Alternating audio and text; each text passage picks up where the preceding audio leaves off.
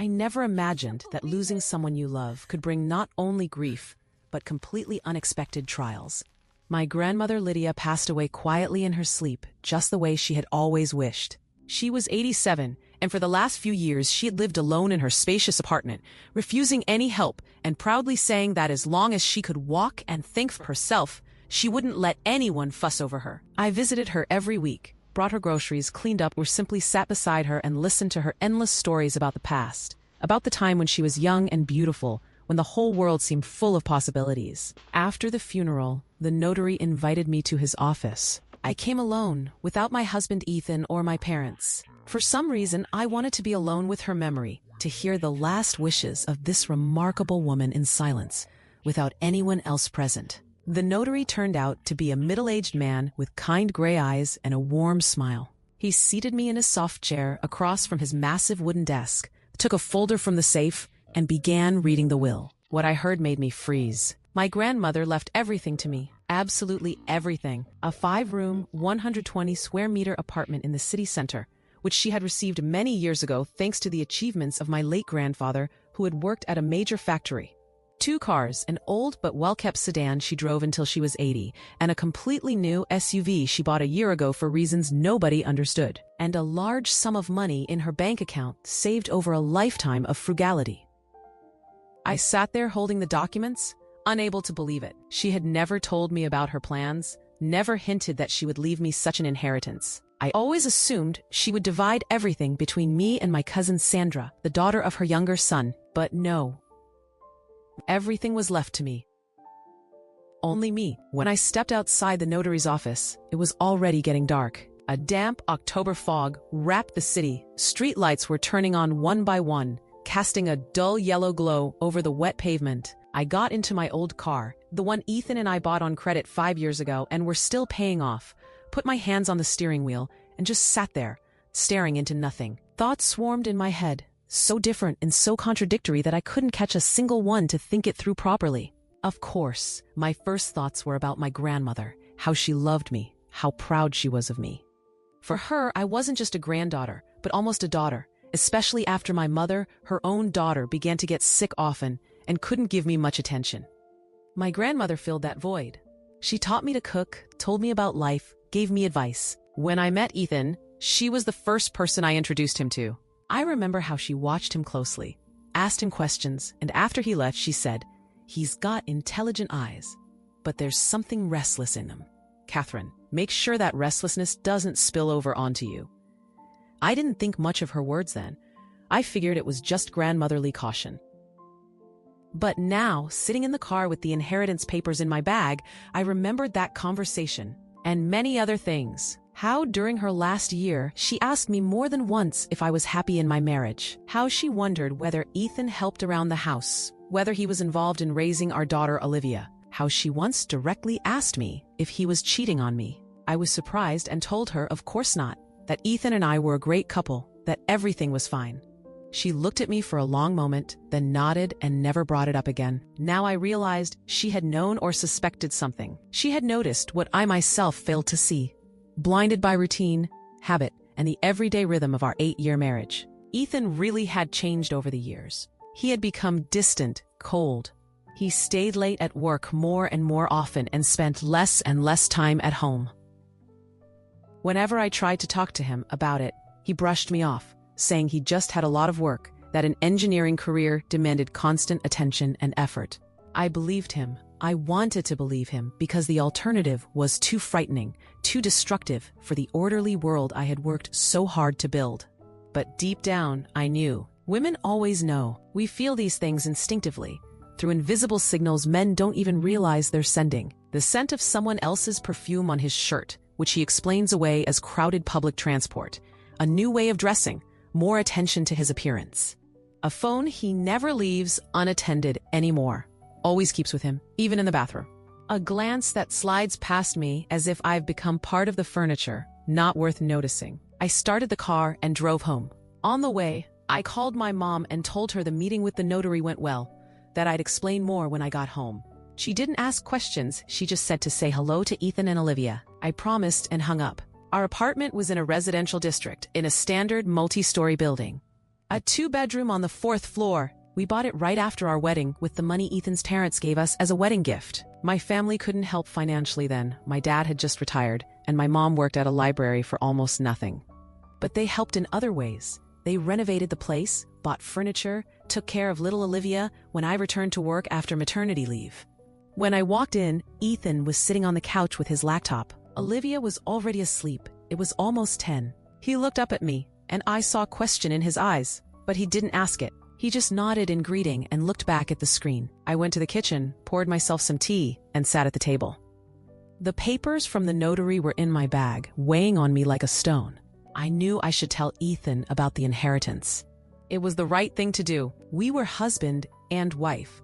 We shared a life and a child, but something held me back. Some inner voice whispered, "Wait, don't rush, think first." And then it hit me. This inheritance, this unexpected gift from my grandmother, might be more than just a financial blessing.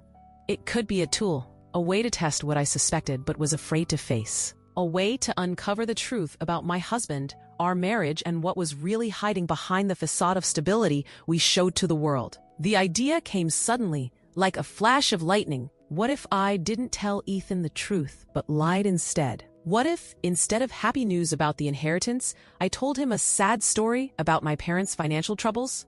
That they were in debt? That they were about to lose their apartment? That they had no choice but to sell it and move in with us because they had nowhere else to go? How would he react? What would he say? What would he do?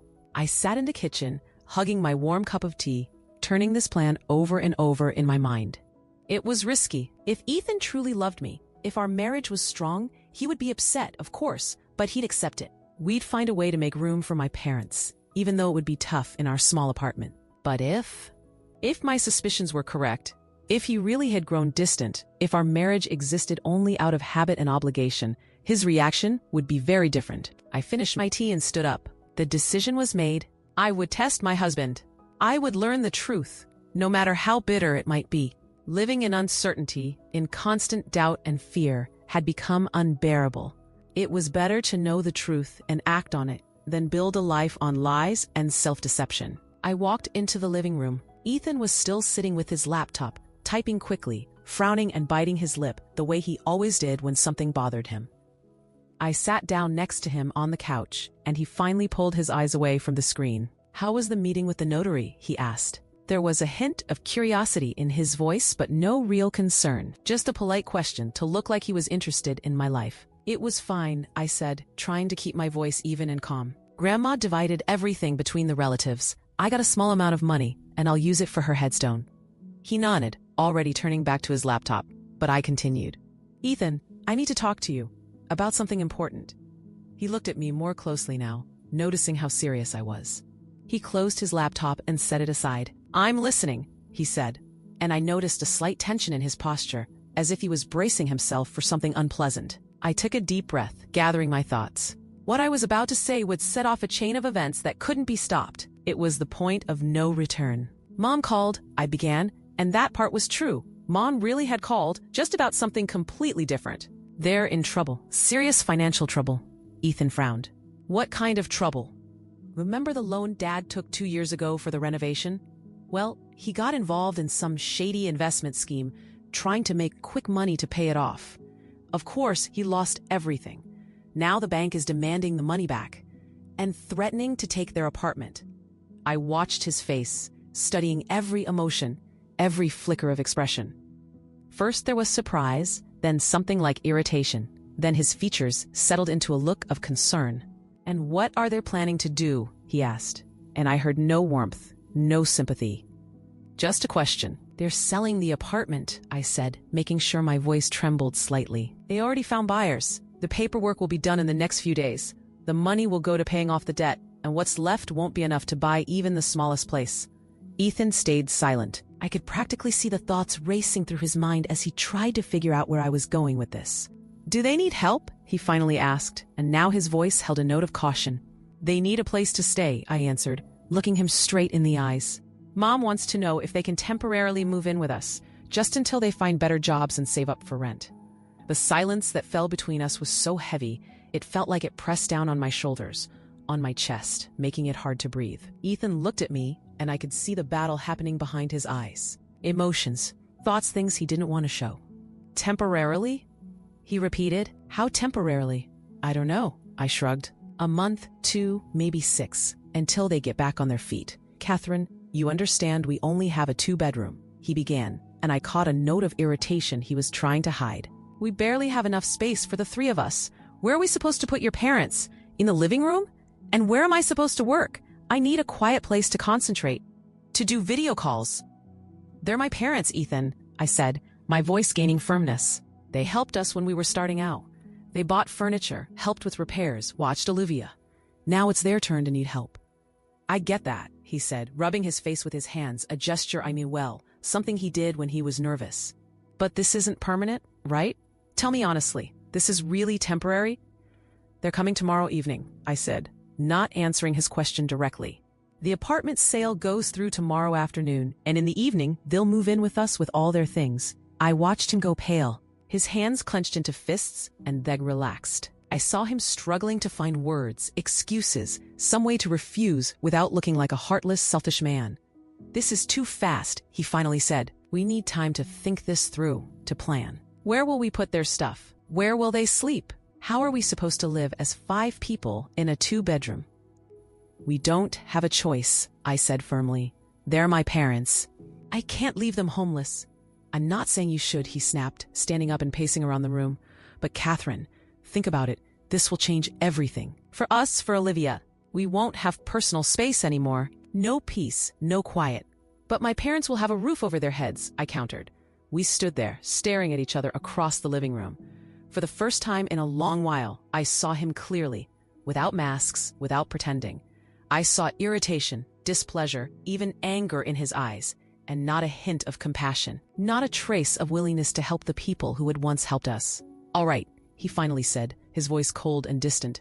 If you've already made the decision, if they're already coming tomorrow, then I have no choice but to agree. But I want you to understand, this isn't permanent. A month at most. In that time, your parents need to find work and a place to live. I nodded, not trusting myself to speak. Inside me, everything tightened with pain and disappointment. I had hoped I was wrong, that my worries were baseless, that Ethan would meet the news not with joy, but at least with understanding and a willingness to help. But instead, I saw a man who valued his personal comfort above family, someone willing to tolerate someone else's hardship only because etiquette demanded it, not because he actually cared. Ethan grabbed his laptop and went to the bedroom without another word. I stayed on the couch, staring into the darkness outside the window. Tomorrow evening would show just how far his indifference went. Tomorrow I would know the truth. I barely slept that night. I lay beside Ethan, who slept peacefully, breathing evenly, sometimes turning to the other side, while I thought about what would come next. Of course, my parents were not coming. Their apartment was safe, no debts threatened them. Dan's pension was small but steady. Mom was still working at the library, and they had more than enough for a quiet life. But Ethan didn't know that. To him, the story about debts and selling the apartment was completely real, and his reaction was exactly the one I had feared. I got up earlier than everyone that morning, made breakfast, woke Olivia, and got her ready for school. Ethan walked into the kitchen just as I was finishing my coffee. He looked tired, with dark circles under his eyes, as if his night hadn't been peaceful either. "Good morning," I said, trying to sound normal, as if last night's conversation hadn't happened. "Morning," he muttered, pouring himself coffee. We ate in silence. Olivia chattered about school, about a math quiz, about a new girl who had just transferred to their class. But neither Ethan nor I joined the conversation. We sat there, lost in our own thoughts, throwing each other cautious glances from time to time. When Olivia left for school and I was getting ready for work, Ethan suddenly asked, "Did you tell your parents they can come?" "Yes," I replied. "They'll arrive this evening once they finish the paperwork." He nodded, then added, "I'll be working late today." "Important meeting." "I'll be home late," said. I looked at him, trying to understand whether there really was a meeting or if this was just a way to avoid facing my parents. But his face gave nothing away. It was blank, unreadable. "All right," I said. "I'll greet them myself." He left first, without kissing me goodbye the way he used to every morning. He just grabbed his briefcase and phone and walked out, slamming the door behind him. I stood in the hallway, staring at the closed door, feeling the anxiety building inside me. Something was going to happen today. Something important. Something that would change everything.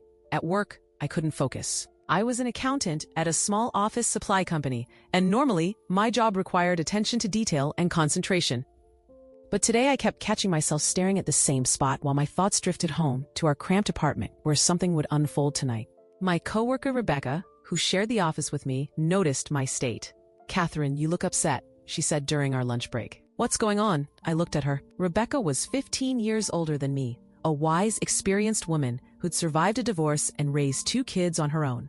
We'd become close in the 5 years I'd worked there, and I often went to her for advice. "I'm testing my husband," I said quietly, making sure no one else could hear. Rebecca raised her eyebrows. "What do you mean?"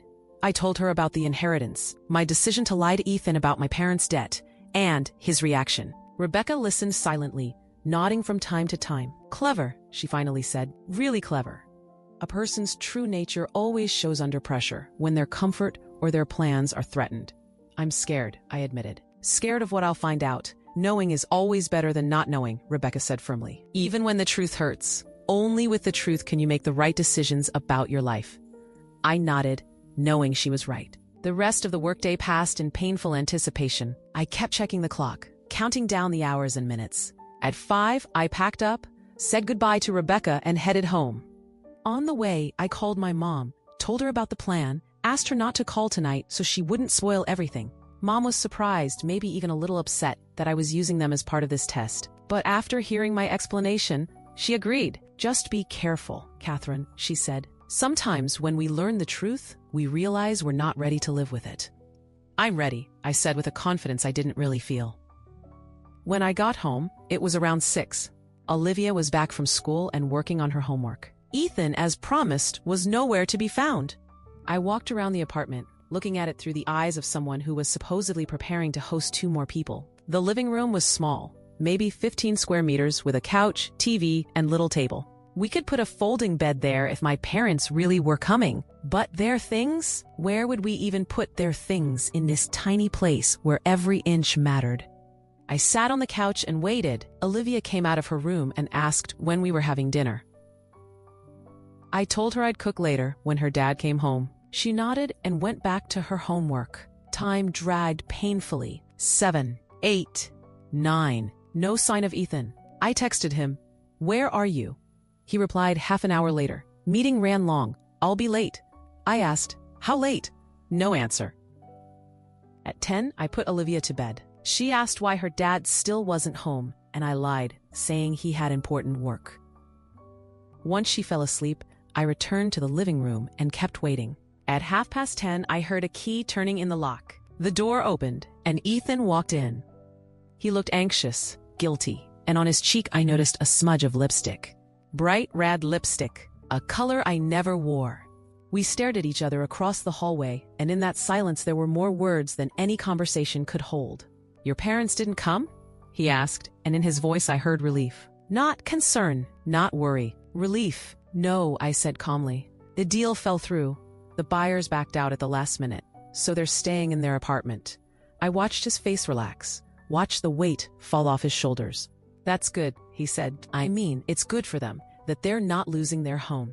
"Yes," I said, still looking at him, the man who'd been my husband for 8 years, the father of my child, and someone I suddenly felt I'd never really known. "They're very lucky." He walked past me into the bedroom quickly, almost as if he was trying to escape my gaze.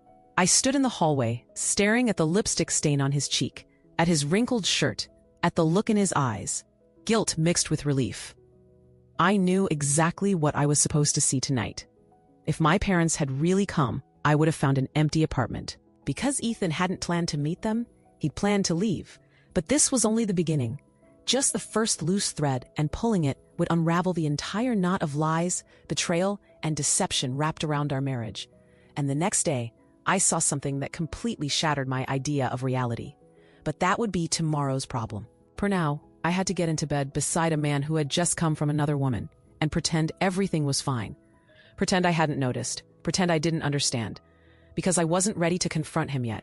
I needed more information, more proof. I needed to know exactly what I was dealing with before making decisions that would change my entire life. I walked into the bedroom. Ethan was already lying on the bed, turned toward the wall. I lay down on my side, still dressed, without even washing my face. I just lay there and closed my eyes, And in the darkness, in the silence of the night, I made myself a promise. Tomorrow, I would start acting. Tomorrow, I would learn the whole truth, no matter how terrifying it was. The next morning started like any other. The alarm went off at 7, I got up, woke Olivia, and began making breakfast. Ethan showed up in the kitchen already dressed, ready to leave. He looked tired, but the guilt I'd seen on his face last night was gone, wiped away along with the lipstick mark I'd noticed. "Good morning," he said, pouring himself coffee. "Morning," I replied, keeping my eyes on the pan where the eggs were frying. We ate in silence. Olivia, as always, chatted about school, but I heard only half of it. My attention was on Ethan, his movements, his tone, his expressions. I searched for any sign that he remembered what had happened last night, anything that could give him away. But he was calm, collected, as if nothing had happened at all. When he was about to leave for work, I suddenly asked, "Ethan, how did yesterday's meeting go?" He turned around, and for a split second I saw confusion in his eyes, quickly hidden. "Fine. Long, tiring, but productive." "What was it about?" "A new project, the water system reconstruction in the old district. I told you about it." He hadn't told me. He hadn't told me anything about work in a long time, but I nodded, pretending to remember. "Okay, have a good day." He left, and I stayed with Olivia. Once I walked her to school, I came back home. I'd taken the day off, telling my boss I wasn't feeling well. I needed this day to figure things out. The first thing I did was take Ethan's phone. Yes, I had access. I knew the password. He'd never changed it, thinking he had nothing to hide, or maybe never imagining I'd ever check. I went through his messages, contacts, call history. Nothing suspicious, but that meant nothing. If he really had someone else, he was probably using another phone or deleting everything. Then I searched the apartment, methodically, room by room. I looked for anything, notes, a second phone, receipts, anything that could give me a clue. In the bedroom, in his nightstand drawer, I found a business card, a real estate agency. On the back, in Ethan's handwriting, were the words, "Linda, 1 bedroom, Riverside District, tomorrow at 2. I sat on the bed, holding the card, with trembling hands. He really was planning to move out. He'd looked at an apartment. He'd scheduled a meeting, tomorrow at 2. I checked the calendar on my phone. Today was Wednesday, meaning the meeting was set for Thursday, tomorrow.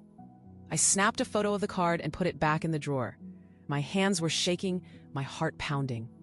So last night, when he thought my parents were moving in, he was already looking for a new place, planning to disappear from our lives and leave us to deal with everything alone. I stepped out onto the balcony to breathe, to calm down. The October morning was cold and gray, the wind tugging at the curtains. I stood there hugging myself, trying to figure out what to do next. I could call Ethan, confront him, demand answers. But what would that give me?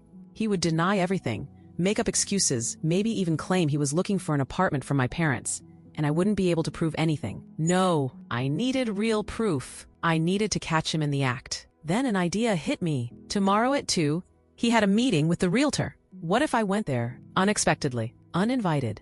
Saw what he said, how he explained being there. I went back inside, looked at the agency online, and called them, introducing myself as Ethan Morrison's wife. "Yes, hello," a pleasant female voice answered. "How can I help you?" "I'm calling about the apartment in Riverside District," I said. "My husband scheduled a viewing for tomorrow." "One moment," she said. Papers rustled. "Yes, I see it here. Morrison Ethan, 1 bedroom viewing, tomorrow at 1400. Would you like to reschedule?" "No," I said. I just wanted to clarify the address. His handwriting is hard to read. She gave me the address. I wrote it down, thanked her, and hung up. Now I had everything. Tomorrow at 2, I would be there in Riverside District, and I would see who came to the viewing with my husband. Whether he'd come alone or not.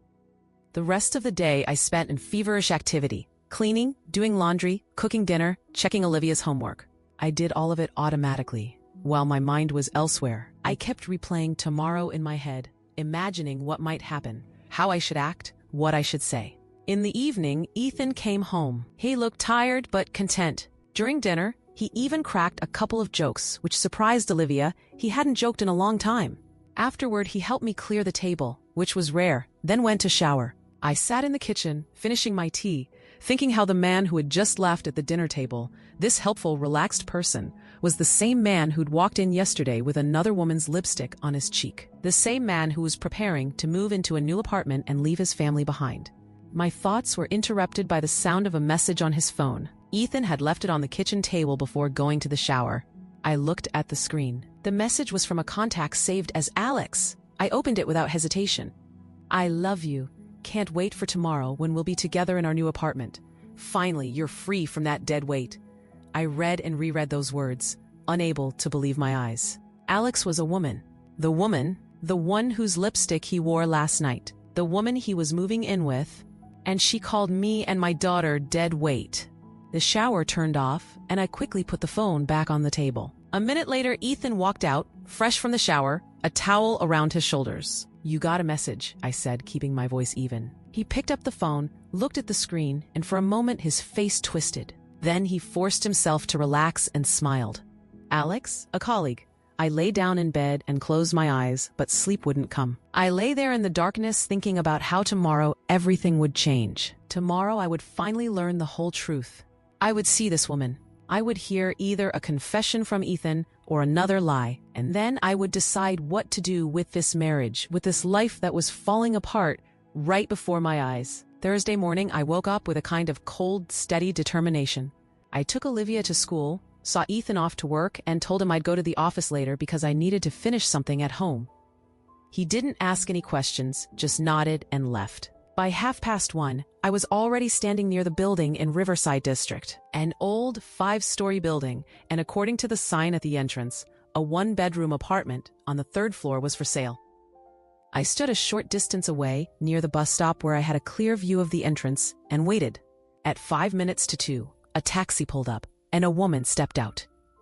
Tall, slim, long, dark hair, wearing an expensive coat and heels. She was beautiful, objectively, painfully beautiful. Much prettier than me, a worn-out housewife and accountant who wore the same jeans and sweater day after day because there was never time or reason to dress up. The woman walked inside, and a minute later, a light came on in a 3rd-floor window. So this was her, Alex, my husband's lover, the woman he planned to start a new life with, the one who called me and our daughter dead weight. A few minutes later, Ethan appeared. He was walking quickly, glancing around nervously, as if terrified someone might see him. He didn't notice me standing behind the bus stop, hidden by a large advertisement board. He went inside, and the light on the 3rd floor brightened, another lamp probably. I waited 5 minutes, giving them time to settle in, to relax, to feel safe. Then I walked toward the entrance. The door wasn't locked. I climbed to the 3rd floor. At the apartment door, I paused, listening. Voices, laughter. They were happy, carefree, excited about the future they thought they were about to build together. I knocked. The voices went silent. Footsteps approached. The door opened. The woman from the taxi stood in the doorway. Up close, she was even more stunning. Big brown eyes, perfect features, flawless makeup. And on her lips was the same bright red lipstick whose trace I'd seen on Ethan's cheek 2 nights ago. "Are you the realtor?" she asked, surprised. She must have been expecting Linda, the agent who was supposed to show the apartment. "No," I said calmly. "I'm Ethan's wife, Catherine. Nice to meet you." Her face went pale. She stepped back, and behind her I saw Ethan. He was standing in the empty apartment, and his face was a mess of emotions. Shock, fear, guilt, anger, all at once. "Catherine," he managed to say. "What are you doing here?" "And you?" I asked, stepping inside and shutting the door behind me. "What are you doing here, Ethan? Checking out new housing? For who? For me and Olivia? Or for the 2 of you?" The silence that followed felt heavy enough to crush the walls. They stared at me, then at each other. I could see them scrambling for words, looking for excuses, trying to figure out how to explain the inexplicable. Ethan started, but I raised my hand to stop him. Don't say anything. I get it. You were gonna leave. When you thought my parents were moving in, you planned to vanish, move into this apartment with her, start a new life. Isn't that right?" He stayed silent, unable to confirm or deny. But silence was an answer too. I turned to the woman. "What's your name? Your real name, not the one he saved in his phone." "Alexandra," she said quietly. "Alexandra Carter." "Nice to meet you, Alexandra." I offered her my hand, and she automatically shook it, clearly not understanding what was happening. "Tell me, did you know Ethan was married? That he had a daughter?" Alexandra looked at Ethan, then at me. I knew, she said. He told me the marriage had been over for a long time, that you were only living together for the child, that you were planning to divorce. I smiled, cold, bitter. Interesting, he never mentioned that to me. Quite the opposite, actually. And your existence, by the way, is news to me. I turned back to Ethan. How long? How long has this been going on? He stared at the floor, unable to meet my eyes. A year, he whispered. A little over a year. A year. For more than a year, he'd been seeing another woman, lying to me, planning a future without me and without our daughter. A whole year he came home, got into our bed, kissed me goodnight, told me he loved me, and all of it was a lie. I see, I said. Thank you for at least being honest now. I turned toward the door, but paused before leaving. Oh, and Ethan, about my parents. The debt story? I made it up. A test. One you failed spectacularly. My parents are fine. They're not moving anywhere. But I did get an inheritance from my grandmother. A very generous one. An apartment, 2 cars, money in the bank. So Olivia and I don't have any housing problems now. We'll move into my grandmother's apartment. And you can keep our 2-bedroom. Do whatever you want with it. Live alone or bring your Alexandra. I don't care. I watched his expression shift. Shock turning into realization. Realization into anger. Anger into something like despair. Catherine, wait, he said, rushing toward me and grabbing my arm. Let's talk. I can explain everything. I pulled my arm free and looked him straight in the eyes. Go on, explain. I'm listening. Explain why you lied to me for a year. Why you were ready to abandon your daughter. Why you called the 2 of us dead weight in a message to your lover. Explain that, and maybe I'll consider whether it's even worth listening to you. He opened his mouth, but no words came out. Because there was no explanation. Or there was one, but it was so pathetic he didn't dare say it aloud. Exactly, I nodded. You have nothing to say, because there's no excuse, only your choices, and you already made them, so live with them. I walked out of the apartment, down the stairs, and out onto the street. Only when I got far enough away from that building, that apartment, that entire scene, did my legs finally give out. I leaned against the nearest wall and let myself cry.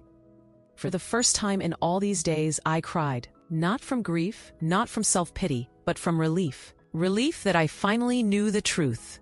That I didn't have to guess, worry, or fear anymore. Everything was clear, and now I could act. I wiped my tears, took out my phone, and called my mom. Mom, we need to meet, urgently. I have news. What news, Catherine? She asked, her voice tight with worry. Good and bad at the same time. I'm divorcing Ethan, and Olivia and I are moving into Grandma's apartment. I'll explain everything in person. Mom was silent for several seconds, then said quietly, Come to us, right now. We'll be waiting. I got a taxi and went to my parents' place. On the way, I thought about what would come next. The divorce. Splitting property, though there was practically nothing to split. Our 2-bedroom apartment had been bought with Ethan's parents' money, so it would stay with him. But that didn't bother me. I now had Grandma's apartment. Spacious, bright, in a good neighborhood. I had 2 cars, money in the bank. I could build a good life for myself and Olivia without Ethan. Most importantly, I had the truth. I knew who my husband really was. Not the image he pretended to be, not the masks he hid behind, but the real Ethan. A man capable of lying to his wife for a year, building a future with another woman, calling his own family dead weight. And that truth set me free. It made me stronger, gave me the right to start a new life without him. When I arrived at my parents' place, Mom met me at the door. She hugged me tightly without saying a word. Dad was sitting in the kitchen, and when I walked in, he stood and hugged me too. And I cried again. But this time, the tears were different. Not bitter, not desperate, but cleansing. As if they were washing away all the pain, all the disappointment, all the lies of the past years.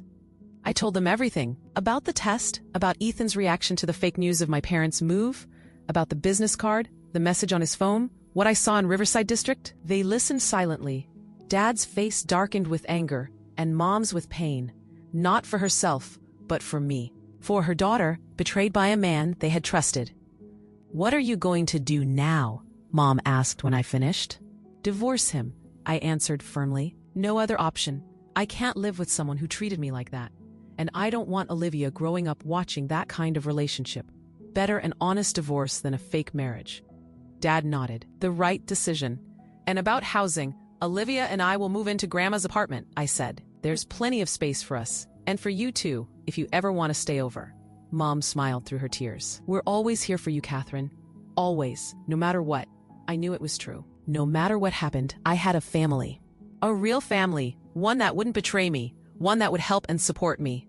And that was enough to start over. That evening, I returned home. Ethan wasn't there, and I was grateful.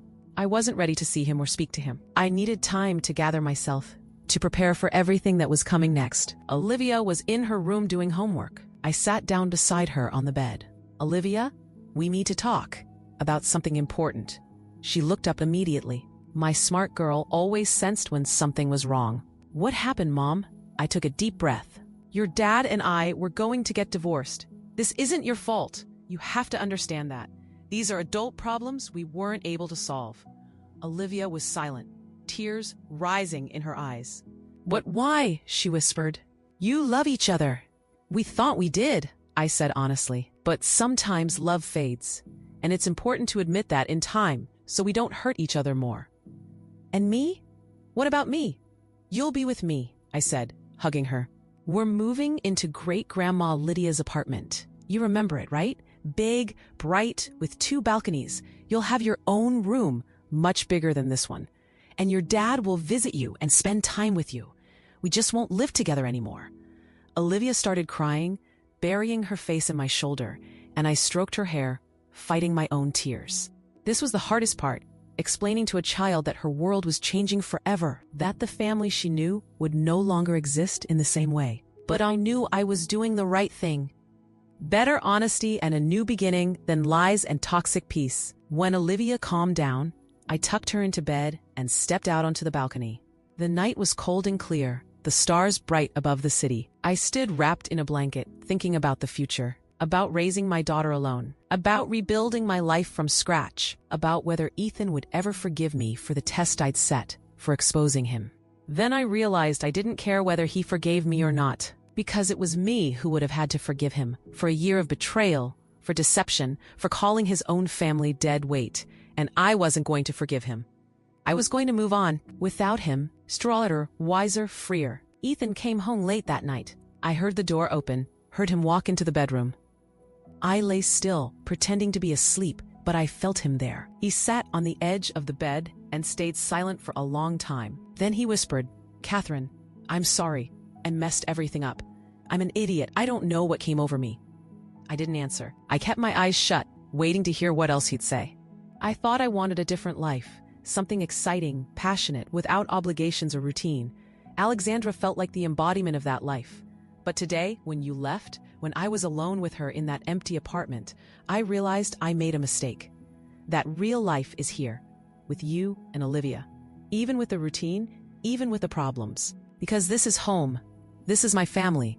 I opened my eyes and turned toward him. You really think those words change anything? After a year of lies? After you let someone call us dead weight? He flinched as if I'd slapped him. I didn't mean it like that. Alexandra wrote it, not me. I never thought of you that way. But you didn't correct her, I said sharply. You read that message and didn't tell her she was wrong. That Olivia and I aren't dead weight. We're your family. That says a lot, Ethan. He stayed silent, understanding there was no point arguing. I'm filing for divorce tomorrow, I said calmly. Olivia and I will move into my grandmother's apartment next week. You can stay here or move in with Alexandra, just like you planned. I don't care. Don't say that. He tried to take my hand, but I pulled it away. Catherine, let's try to fix this. I'll do anything. I'll stop seeing Alexandra. I'll go to therapy. I'll work on us. It's too late. I shook my head. You killed the trust, Ethan. And without trust, a marriage is just paper. I don't want to live with someone I don't trust, someone I'm afraid of, someone who might betray me again at any moment. I won't betray you again, he insisted desperately. I swear it was a one-time thing that lasted a year. I cut him off. That's not a mistake, Ethan. That's a choice. Your choice, and I accept it. I accept it and make my own choice, to live without you. He kept trying to argue, to promise, to explain, but I wasn't listening anymore. I shut him out the way you close the door on a room you're done entering. At some point, he finally realized it and left. I heard him packing in the other room, heard the quiet click of the door closing as he walked out. Only then, alone in the silence of the night, did I allow myself to really cry. Not out of pity, not because of heartbreak, but out of relief, pure, overwhelming relief. The worst was behind me. I knew the truth. I'd made my choice. And tomorrow, my new life would begin. A life without lies, without betrayal, without a man who never valued what he had. The next morning, I woke up with a clear plan in my head. First, I called the lawyer Rebecca had recommended. We set up an appointment for the evening. Then I called Olivia's homeroom teacher and let her know there were changes happening at home, and my daughter might need extra support.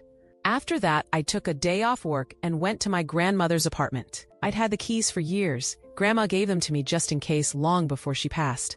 I unlocked the door and stepped into the space that was so familiar and so dear to me. 5 rooms, high ceilings, real hardwood floors, huge windows overlooking the park. The furniture was old but solid.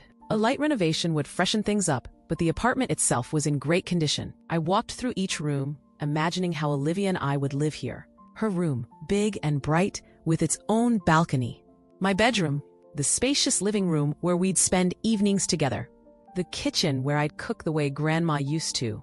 I sat down in her favorite armchair by the window and cried. Not from sadness, from gratitude. Thank you, Grandma, I thought. Thank you for giving me not just a home, you gave me freedom, a chance to start over, to not depend on a man who betrayed me, to give my daughter a safe future.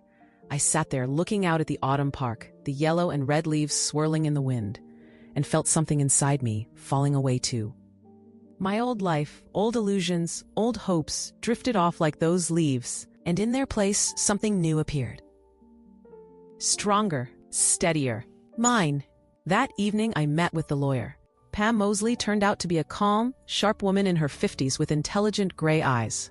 I told her everything: the test, the inheritance, Olivia, and my desire for a fast, clean divorce. Pam listened attentively, took notes, asked precise questions. You have almost no jointly acquired property, she summarized. The apartment you're living in was bought with your husband's parents' money before the marriage, and the car was purchased before the marriage as well. Your inheritance isn't marital property, so the division will be simple. As for your daughter, you want her to stay with you? Yes, I nodded. But I'm not trying to cut Ethan out. He's her father, and I won't take that away from her. I just want her to live with me. That's a reasonable position, Pam agreed. Given your circumstances, the divorce could go through quickly, 2 to 3 months at most, if your husband doesn't contest it.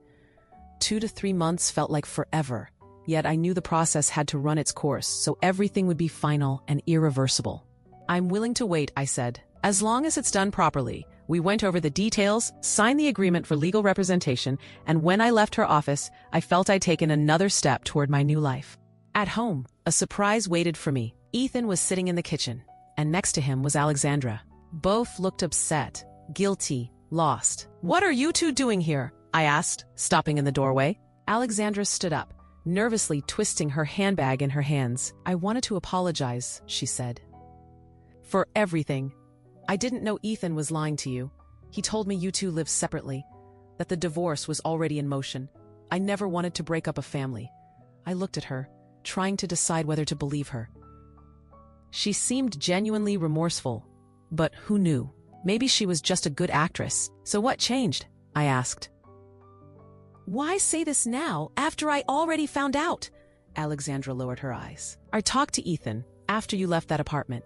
He admitted he lied to me, that you had no idea about any divorce, that your marriage was fine until he started seeing me, and I realized I was part of something terrible, something I never wanted. And now what? I asked, feeling a deep, exhausted calm settle over me. We broke up, Alexandra said quietly. I'm done with Ethan. I don't want to be with someone who lies, to you or to me. I just wanted you to know I'm sorry, truly sorry. She offered me her hand. After a moment's hesitation, I shook it. She nodded, grabbed her bag, and left the apartment. Ethan and I were alone again. Why did you bring her here? I asked. She wanted to come, he replied. She said she owed you an apology. I couldn't say no. How noble of you, I said, unable to stop the sarcasm. Ethan let out a long breath. Catherine, I know it's too late to apologize. I know I ruined everything, but I want you to know I'm sorry, truly sorry for what I did, for the pain I caused you. All right. I nodded. I accept your apology, but it doesn't change anything. I'm still filing for divorce. Pam will represent me. They'll contact you about the paperwork. I won't contest it, he said quietly. If you want a divorce, I'll give it to you. No arguments about property or about Olivia. She'll stay with you, and I'll visit her whenever you allow it. I looked at him, the man I'd spent 8 years with, and I felt nothing. No love, no hatred, no pity, just emptiness, as if he had already become a stranger, someone with whom I had no ties left. "Thank you," I said, "for not making this harder." He nodded, stood up, and walked toward the door. He stopped for a moment, turning back. "Catherine, if you ever need help with Olivia or anything else, you can count on me. I'm still her father, and I want to be a good one, even if I wasn't a good husband." "We'll see," I replied neutrally. He left, and I stayed alone in the apartment that wouldn't be my home anymore in just a few days. I walked through the rooms, quietly saying goodbye. This was where Olivia took her first steps, where Ethan and I celebrated our first anniversary, where I learned I was pregnant. So many memories, all of them tainted now by betrayal. But I didn't regret anything. I had made the right choice. I'd tested my husband and learned the truth. And now I have the chance to build a life free from lies and deception. The following week, Olivia and I moved into my grandmother's apartment. My parents helped pack boxes, move furniture, and organize everything. Ethan came to say goodbye to Olivia, promising to visit her every week. She cried, clinging to him, and I saw him fighting back tears too. When we finally settled into the new place, Olivia ran off to explore her room. She was thrilled by the size, the balcony, the amount of space she suddenly had for her things. I stood in the living room, looking at the stacks of boxes, and felt the weight of what lay ahead. Healing, adjusting, rebuilding. But I was ready. I had my daughter who needed me, my parents who supported me, my job that gave me independence. And most importantly, I had the truth. I knew who I was, a strong woman who had the courage to test her marriage, face the ugly truth, and make the hardest decision of her life. That evening, after Olivia went to sleep in her new room, I stepped out onto the balcony. The city shimmered with lights, the distant hum of traffic drifting through the night. I stood there, looking out at the huge world full of possibilities, and felt ready for challenges, for change, for a new life. My phone buzzed. A message from Rebecca. "How was the move? Everything okay?" I smiled and typed back. "Great. Thank you for being there for me. Always. If you need anything, call anytime." I put the phone back in my pocket and went inside. Tomorrow would be a new day, the first day of my new life. And I would face it with my head held high, confident and strong, ready for anything. Because I had survived the worst. I had learned the truth about the man I loved. I had made a choice that changed everything. And I didn't break. I became stronger, wiser, freer. And this was only the beginning. The first few days in the new apartment felt strange. I would wake up at night, confused, not recognizing the room, panicking for a moment, until my memory caught up, until I remembered I wasn't in that small 2-bedroom anymore. I was in Grandma's apartment. I was alone. Well, not entirely alone. Olivia slept in the next room, but Ethan wasn't here. And he wouldn't be, ever again. That realization was both frightening and liberating. Frightening because for 8 years I'd been used to another presence, the sound of his breathing at night, his footsteps in the morning. Liberating because now I didn't have to pretend anymore. Didn't have to smile through pain or act like everything was fine when my heart was breaking. Olivia had her own way of coping with the move. For the first week, she was quiet and withdrawn, barely speaking. I saw how much she was hurting, and it broke my heart. My sweet girl, who had done nothing wrong, was paying the price for adult mistakes, for my naivety, for Ethan's betrayal, for our failed marriage. I tried to talk to her, explain that parents divorcing didn't mean they stopped loving their child, that her dad still loved her, just that we wouldn't be living together anymore, that our new life might be different, but it would still be good. I promised her that. "But I want the old life back," she said one evening as we sat in the kitchen and she pushed away her untouched dinner. "I want us to be a family again. I want Dad to live with us." I hugged her tightly. "I know, sweetheart. I wanted that once too. But sometimes things happen in life that we can't change, and all we can do is accept them and move forward." "It's not fair," she whispered into my shoulder, her tears soaking through my blouse. "No, it's not fair," I agreed softly. "Life isn't always fair, but we're strong. We'll get through this, together." Little by little, Olivia began to come out of her shell. She helped set up her room, chose wallpaper, put up posters of her favorite bands. She invited friends over, proudly showing them her new space. I watched her slowly adapt, and hope settled in my chest. she was going to be okay. Ethan really did come to see her every week. He'd pick her up on Saturdays, take her to the park, the movies, or a cafe. Olivia always came home smiling, telling me about their day, and I was genuinely glad for her. But inside, there was still bitterness. How easy it was for him to be the fun parent now, 1 day a week, all joy and no responsibility. Meanwhile, I was the everyday parent: homework, schedules, doctors, cooking, cleaning. All the heavy lifting. But I didn't complain. That was my choice. I chose my daughter. I chose this life, this responsibility. And I never regretted it. Not for a moment. We kept our communication with Ethan to a minimum, only when it involved Olivia. What time to pick her up, when to bring her back, whether she needed anything.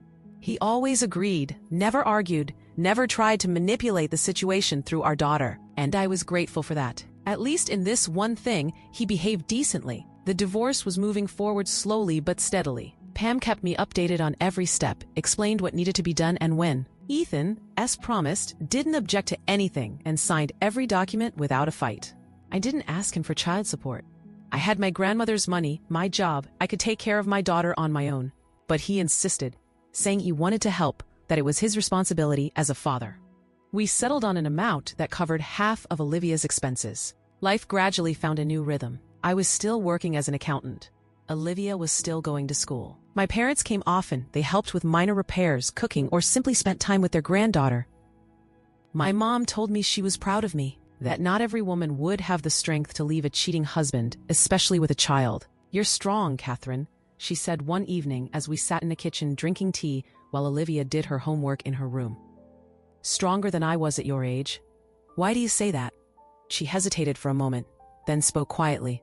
"Because I went through something similar. A long time ago, when you were about 3, your father, he had an affair with a coworker. I found out by accident. I found a letter. Back then there were no cell phones. People wrote letters. I stared at my mom stunned. Dad cheated on you? But you two? We stayed together, yes," she nodded. "Because I decided to give him a second chance. He apologized, swore it would never happen again. And he kept his word. We got through it, rebuilt trust, and moved forward. But sometimes I wonder, did I make the right choice? Maybe I should have left back then, started fresh, not spent years rebuilding something that had already been broken." I took her hand in mine. "You did what you thought was right. For you, for Dad, for me. And that was your choice, Mom. I don't judge it. And I don't judge yours." She smiled through tears. "You're strong, Catherine. Stronger than I ever was, and I know you'll be okay. You and Olivia." That conversation explained so much. Why Mom supported me so fiercely. Why she never tried to convince me to give Ethan another chance. She had lived through it herself. She knew what it felt like, and she respected my choice, even if it wasn't the same as hers. Rebecca at work was also firmly on my side. When I told her I'd moved out and started the divorce process, she hugged me. "Good for you. I'm proud of you." So many women stay with cheaters because they're afraid of being alone, of judgment, of financial hardship. You weren't. You chose your dignity. "I only had the courage because of the inheritance," I shrugged. "Without it, maybe I wouldn't have done it." "Maybe," Rebecca agreed, "but you did, and that's what matters. Money is just a tool. You used it the right way."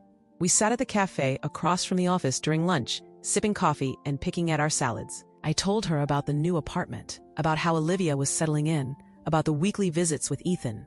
"And what about you?" Rebecca asked, watching me closely. "How are you coping emotionally?" I thought for a moment. How was I coping? Well, badly? Somewhere in between. I don't know, I admitted honestly. Some days I feel like a superhero, strong, independent, capable of anything. And some days I just want to lie down and not get up. It feels like it's too much. Raising a child alone, working, managing the house, all by myself. "That's normal," Rebecca nodded. "You've been through a lot. Betrayal, disappointment, divorce. It's a huge emotional hit. Give yourself time to heal." "How much time?" I asked with a bitter smile. "It's different for everyone," Rebecca said with a shrug. "Some manage in a year. Some need 5. The key is not to rush. Just live day by day, and slowly it will get better." I wanted to believe her. To believe that it really would get better. But right now, it was still hard. Especially at night when Olivia was asleep and I lay alone in a big bed thinking about what could have been.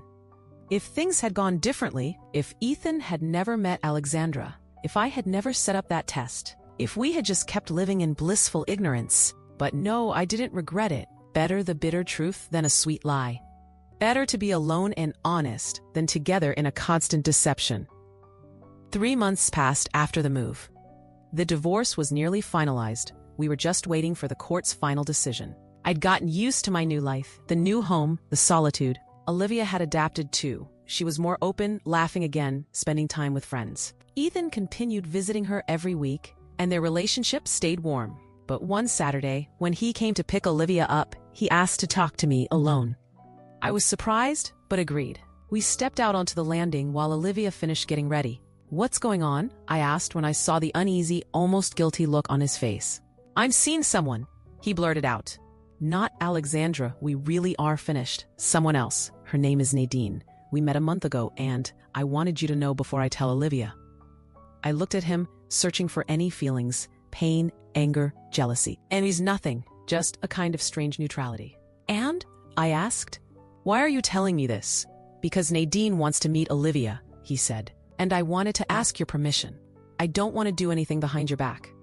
I thought about it for a while. On one hand, Ethan had a right to his personal life. We were getting divorced. I couldn't expect loyalty from him anymore. But on the other hand, Olivia still hadn't fully recovered from the divorce, and meeting a new woman in her father's life could hurt her. "Let me think about it," I said. "I'll talk to Olivia and see if she's ready. Then I'll tell you." Ethan nodded, clearly relieved I wasn't starting a fight. "Thank you, Catherine. Really." He took Olivia and left.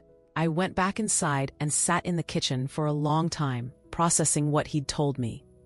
Ethan was already seeing someone, a new woman, Nadine, who wanted to meet my daughter, to enter her life. How was I supposed to feel about that? That evening, when Olivia came home, I brought it up. We sat in her room, on her bed, and I tried to choose my words carefully. "Sweetheart, your dad told me something today. He's seeing someone. Her name is Nadine, and she wants to meet you. How do you feel about that?" Olivia stared at the floor, silent. "Does he love her?" she finally asked. "I don't know," I answered honestly. "You'd have to ask him." "And do you love anyone?" The question caught me off guard. "No, sweetheart, not right now. I'm focused on you and on our life." "So Daddy is bad then?" she said, her voice trembling with hurt. "He forgot about you already. He's with someone else now." I hugged her tightly. "No, he's not bad. People just deal with pain differently. Your dad copes by being with someone new. I cope by focusing on you and my work. It doesn't mean one of us is right and the other wrong. We're just different." "I don't want to meet Nadine," Olivia said firmly. "Not now. Maybe later, but not now." "Okay," I nodded. "I'll tell your dad." When Ethan called that night, I told him Olivia's decision. He was disappointed, but he understood. "I'll wait," he said, "as long as she needs. I won't rush her." Another 2 months passed. The divorce was finalized. I received the official decree and realized it was truly over. The official, legal end of my marriage to Ethan. I was no longer a Morrison. I was a Miller again, my maiden name. It felt strange.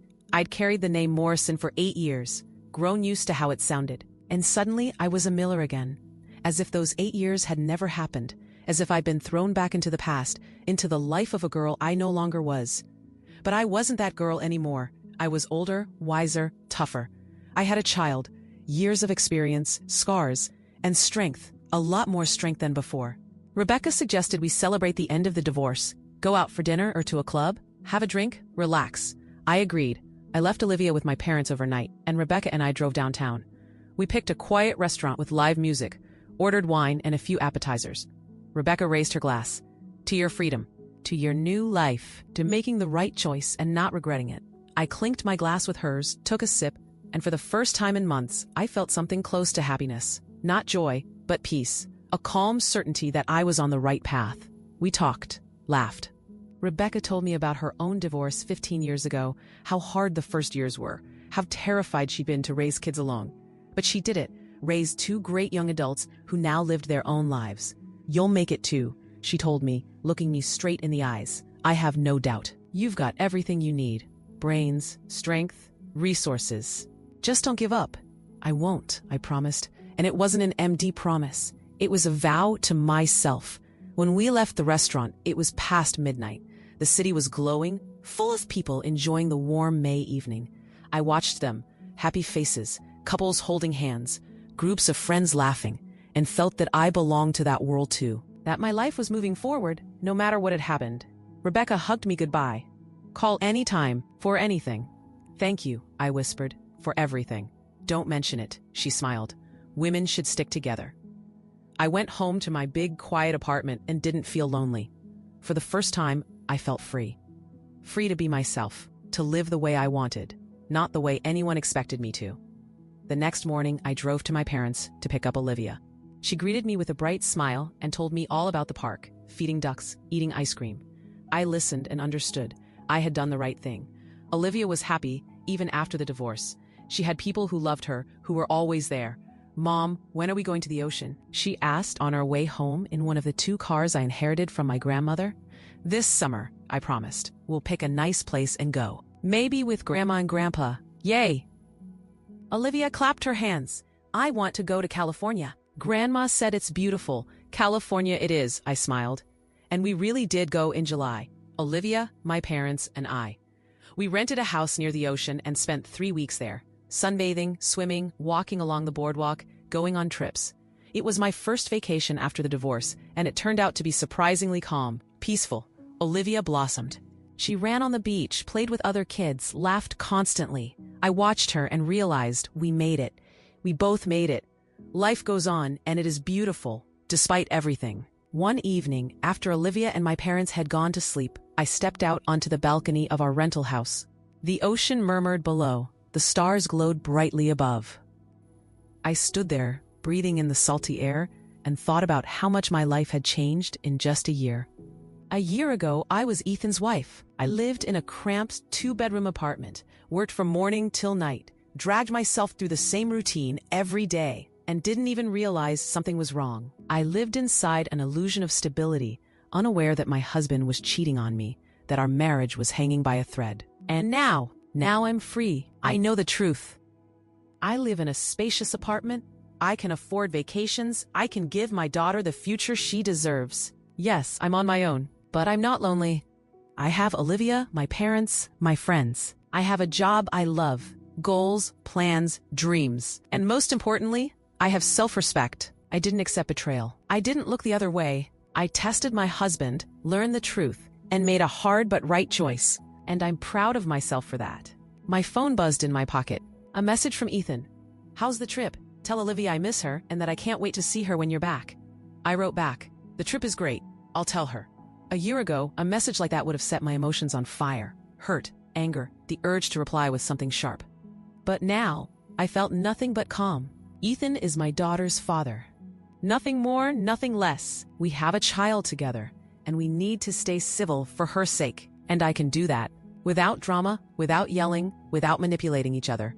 I went back inside, lay down, and slept through the whole night, deeply, peacefully, without nightmares. For the first time in a very long time, when we came back from vacation, life slipped back into its normal rhythm. Work, school, Ethan's Saturday visits. But something in me had shifted. I felt more confident, steadier. I stopped looking back and started looking forward. At work, they offered me a promotion, chief accountant, with a serious raise. I accepted immediately. It was a step forward, a new challenge, a new opportunity. Rebecca congratulated me when I told her. See, life is falling into place. You're not just surviving, you're thriving. I don't know about thriving, I laughed. But yes, it's getting easier. And it'll get even easier, she said. Just give it time. And she was right. Day by day, it did get easier. The pain softened, the wounds healed, and life became brighter. I reconnected with old friends, signed up for yoga, read more, spent more time with Olivia. Ethan kept seeing Nadine. 6 months after the divorce, Olivia agreed to meet her. I was nervous, but everything went fine. Nadine was kind, slightly older than me, soft-spoken, warm-eyed. Olivia said she liked her and felt comfortable around her. I was relieved that Ethan had found someone good, relieved that Olivia accepted her, relieved that we were all moving on without bitterness or clinging to the past. A year and a half after the divorce, I sat on my balcony with a cup of coffee, watching the autumn park outside. Leaves were falling, swirling through the air, covering the ground in gold. Everything felt quiet and peaceful. Olivia was at school.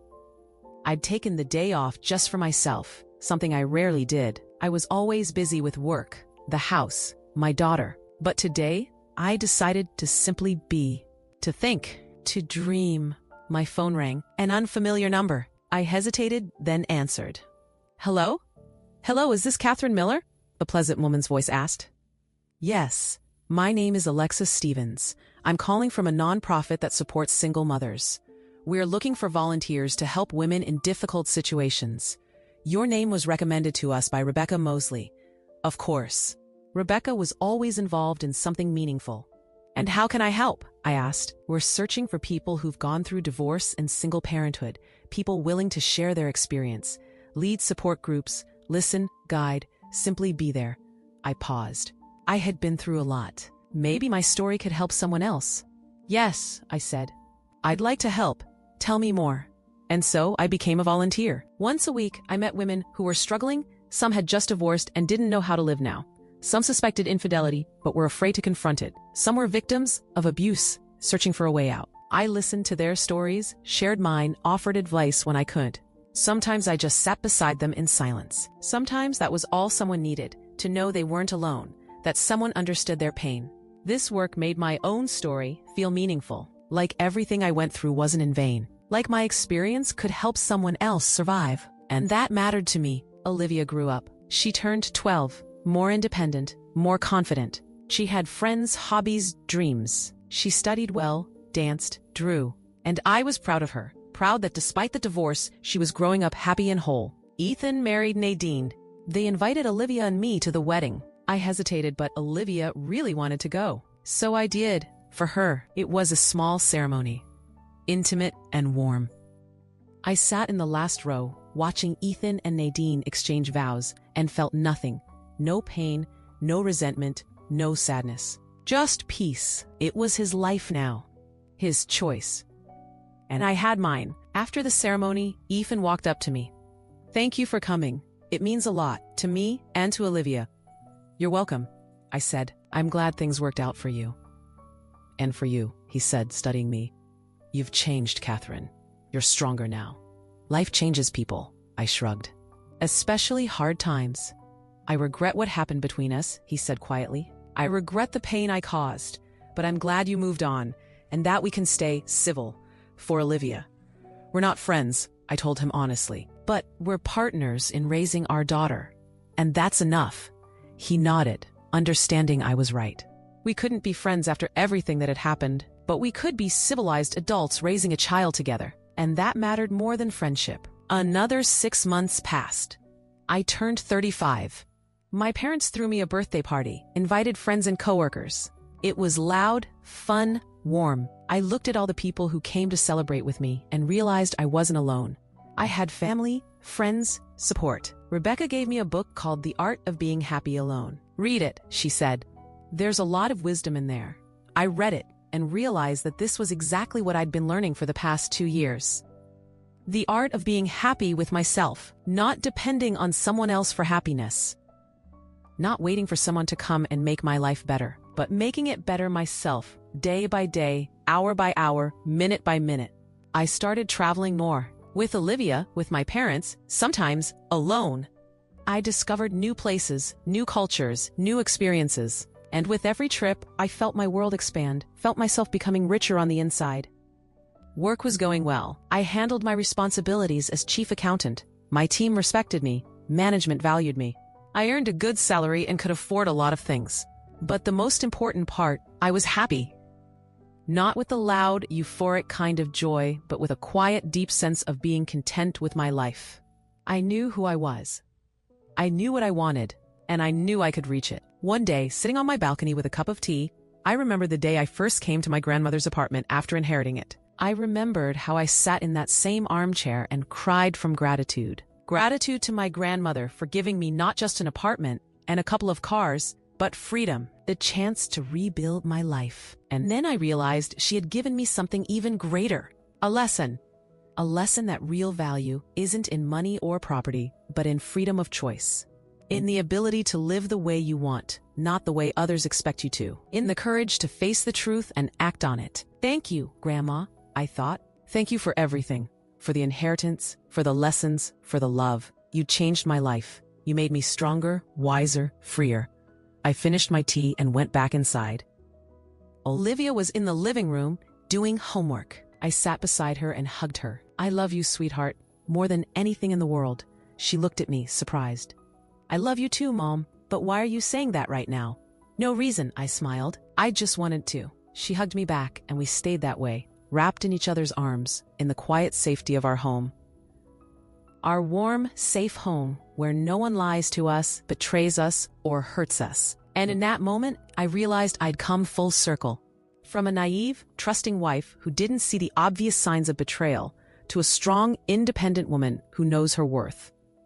From a victim of infidelity to someone who helps others survive their pain. My story began with testing my husband, with the lie about his parents' debts, with the decision to dig for the truth no matter how bitter. That test changed everything. It destroyed my marriage, but it built a new life. It hurt, but it made me stronger. I don't regret anything. Not the investigation, not the divorce, not learning the truth. Because the truth, no matter how frightening, is always better than a lie. Always better than self-deception. Always better than living inside an illusion. And if I had to choose again, I'd choose the same path. The test, the truth, the freedom. Because only through that could I become who I am now. Strong, independent, happy. But my story doesn't end there. There's still so much ahead. So many events, meetings, challenges. And I'm ready for them. With all the strength, all the wisdom, all the love I now have. For now, I just live. Day by day, minute by minute, enjoying each moment. Grateful for everything I have. My daughter, my parents, my friends, my work, my home. Grateful for a life that goes on no matter what. A life that is beautiful even with its pain, disappointments, and challenges. Beautiful because it's mine. Real, honest, without masks. And I wouldn't trade it for anything. But life has a way of surprising you. And sometimes those surprises come from places you'd never expect. That's exactly what happened to me on a cold November morning when I got a call from an unfamiliar number. I was getting ready for work, rushing because I had an important meeting with the director. My phone rang just as I was putting on my coat in the hallway. I almost ignored it, but something made me pick up. Hello? Good morning. Is this Catherine Miller? A man's voice, tense, unfamiliar. Yes, it's me. Who's speaking? My name is Chris Pickler. I'm an attorney. I need to meet with you about a very important matter. It concerns your grandmother, Lydia. I froze. My grandmother had been gone for over 2 years. What else could possibly surface now? What is this about? I asked carefully. I can't discuss details over the phone. It's confidential. Could you come to my office today? It really is important. Something in his voice made me agree. I called work, said I'd be late, and an hour later I was sitting in Chris Pickler's office. He was about 60, with silver hair and sharp blue eyes. He seated me across from his desk and took a file out of his safe. Catherine, what I'm about to tell you may be shocking, but please hear me out. I nodded, feeling tension building in my chest. Your grandmother Lydia contacted me before her death. She asked me to hold on to certain information and give it to you exactly 2 years after she passed. Those 2 years ended last week. He opened the file and pulled out an envelope. Old, yellowed, with my grandmother's handwriting on it. Catherine, open only 2 years after my death. What is this? I whispered, reaching for the envelope. A letter, and something else. I took the envelope with shaking hands and opened it. Inside was a letter, several pages filled with my grandmother's familiar handwriting and another business card. I began to read, and with every line the world around me shifted. My dear Catherine, if you're reading this, it means 2 years have already passed since my death. I hope you've managed to get through all the difficulties I foresaw for you. I hope the inheritance I left helped you find freedom and start a new life. You're probably wondering why I'm writing a letter meant to be opened 2 years later. The thing is, my dear, I knew about your husband, Ethan. I knew he was cheating on you. I knew about that woman, Alexandra. I saw them together one day, completely by accident, at a cafe, about 6 months before I died. They were sitting at a table, holding hands, kissing, and I realized I had to do something. At first, I wanted to tell you, to come to you and tell you the truth. But then I realized you wouldn't believe me. Or you'd believe me but forgive him, Give him another chance. Because you're kind, my girl. Too kind. And I was afraid that this kindness would become your weakness. So I chose another way. I left you the inheritance, knowing it would give you financial independence. Give you the chance to leave a cheating husband without fearing you'd be left with nothing. And I truly hoped you would use that chance. But there's something else you need to know. Ethan wasn't just cheating on you with Alexandra. He was planning to divorce you and take Olivia. He had a lawyer preparing the paperwork. They were planning to prove you were an unfit mother, that Olivia would be better off with him. I don't know how serious the plan was, but I saw the documents. I found them by accident when Ethan came to visit me and left his briefcase. Curiosity got the better of me, and I looked inside. I made copies of those documents and gave them to my lawyer, Chris Pickler. Now those copies are yours. I don't know if you'll ever need them. I hope not. I hope you've already divorced Ethan and are living a happy, free life. But if something went wrong, if he's trying to take Olivia from you, use these documents. They'll prove he planned it long ago, that it wasn't a sudden decision, but a carefully arranged plot. I love you, my girl. I always have, and even now when I'm no longer here, I want to protect you. Be strong, be happy, and remember this. You deserve love, real honest love. Don't settle for less. Your grandmother, Lydia. I finished reading and looked up at the attorney. Tears were running down my cheeks, but I didn't even bother wiping them away. She knew, I whispered. All this time she knew. Chris nodded. Yes, Lydia was a very wise woman. She planned everything. And here are the documents she mentioned. He handed me a thick folder. I opened it and saw copies of legal papers, a petition to strip me of parental rights, a psychologist's report stating I was supposedly emotionally unstable, witness statements from people I had never even met, claiming they'd seen me mistreat my child. All of it was lies, carefully constructed lies, and Ethan had been preparing all of this months before I found out about the affair. This is unbelievable, I managed to say. He really was going to take my daughter away from me? Yes, Chris confirmed, but from what I understand, that never happened. You divorced and your daughter stayed with you. Yes, he didn't contest custody. He even said Olivia was better off with me. Maybe he abandoned his plan after you confronted him about the affair, the attorney suggested. Or he realized these fabricated documents wouldn't hold up in court. Either way, your grandmother wanted you to know the truth. The whole truth about the man you married. I sat there holding those documents, trying to process everything I'd just learned.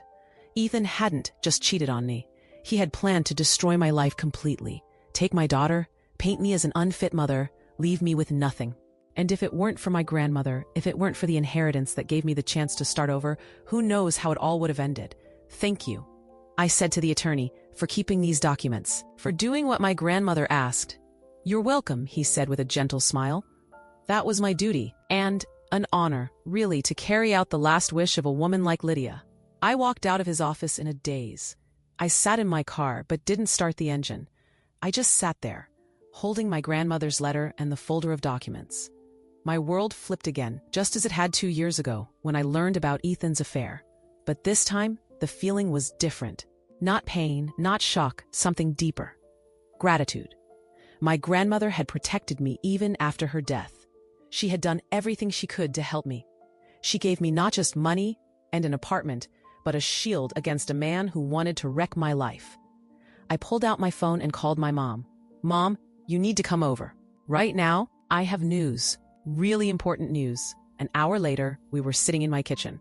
I showed her the letter and the documents. She read them, and I saw on her face the same emotions I had felt in the attorney's office. Shock, disbelief, anger, gratitude. She knew, my mom whispered when she finished.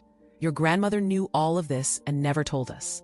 She wanted me to make my own choice, I said, not because she said something, but because I saw the truth myself. She gave me the tools, but she let the decision be mine. A smart woman, my mom said, wiping away tears. Very smart. And she loved you so much. She took care of you even at the end. We sat in silence, trying to absorb everything. Then Mom asked, "What are you going to do with those documents?" I don't know, I admitted. Part of me wants to go to Ethan and throw them in his face. Tell him I know what he planned. What kind of man he really was. But another part of me thinks, why bother? It's been 2 years. We're divorced. Olivia is with me. Everything turned out fine despite what he planned. But he doesn't know you know, Mom said. He probably still thinks you're some naive fool who never figured anything out. And that's unfair, she was right.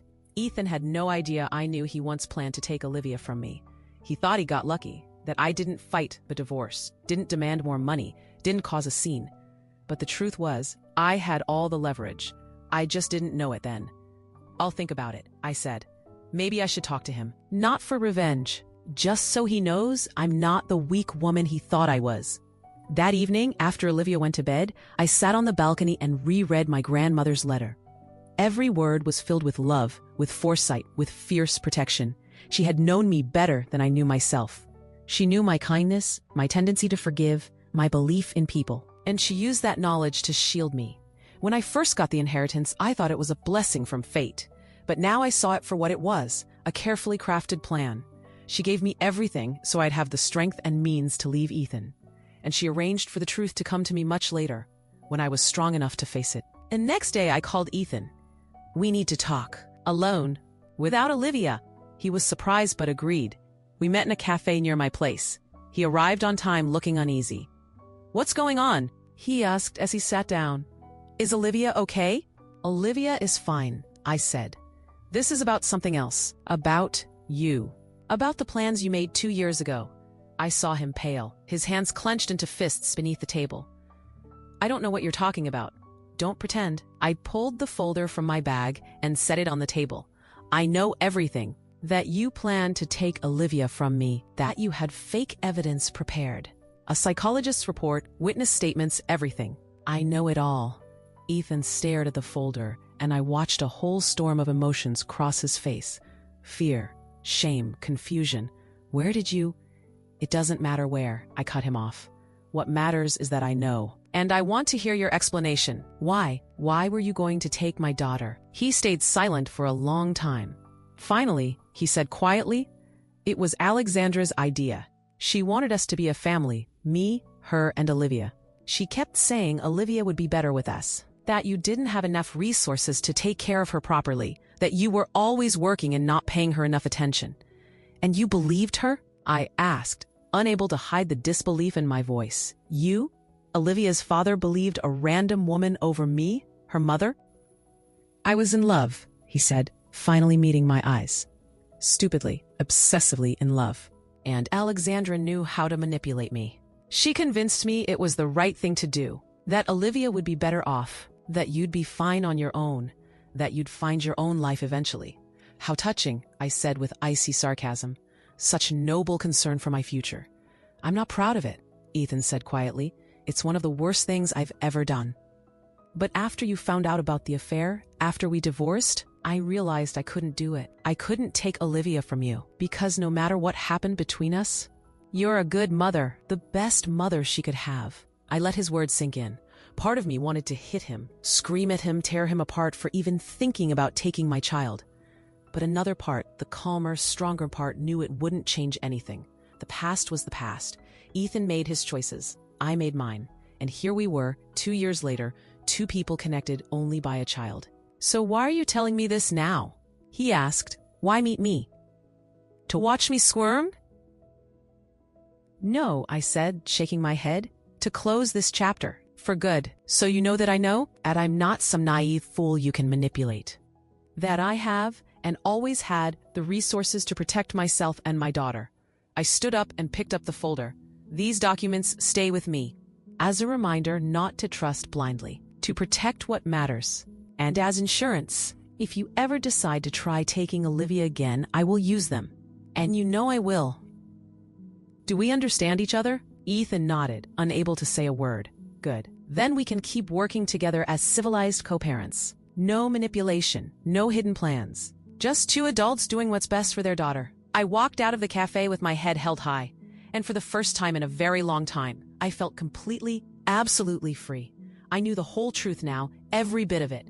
And that truth made me stronger. At home, I called Chris. I want to write a will. As detailed as my grandmother's. If something ever happens to me, I want Olivia to be protected. I want her to know the truth about her father, about me, about our story. A wise decision, the attorney said. Come tomorrow, we'll take care of everything. The next few weeks were a whirlwind. I wrote my will, describing in detail everything that had happened between me and Ethan. I left all my assets to Olivia, but with a condition. She would only get access to the full information when she turned 18. Until then, I named my mother as her guardian, the one person I trusted completely. I also wrote several letters. To Olivia, to my parents, even to Ethan. Letters to be given to them after my death. In each one, I shared my thoughts, my feelings, the lessons I'd learned over the years.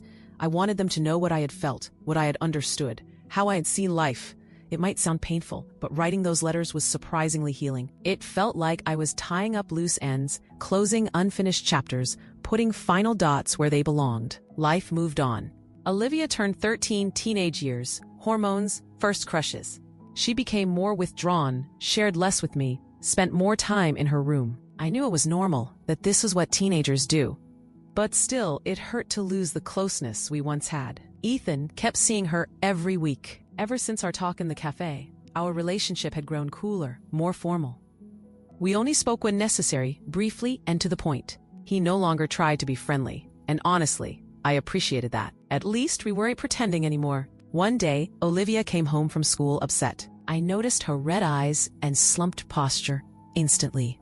"What happened, sweetheart?" She stayed quiet for a long time, then suddenly blurted out.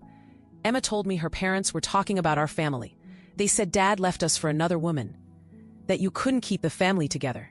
That I'm from a broken home now, and that it's bad." I felt anger flare up inside me. How dare strangers discuss our life like that, make judgments, slap labels on us, and worst of all, say such things in front of their child, who then brought those words to school and hurt my daughter. But I held myself together. I sat next to Olivia and hugged her. "Listen to me carefully. What happened between me and your dad is our story, no one else's. Not Emma's, not her parents', not anyone's.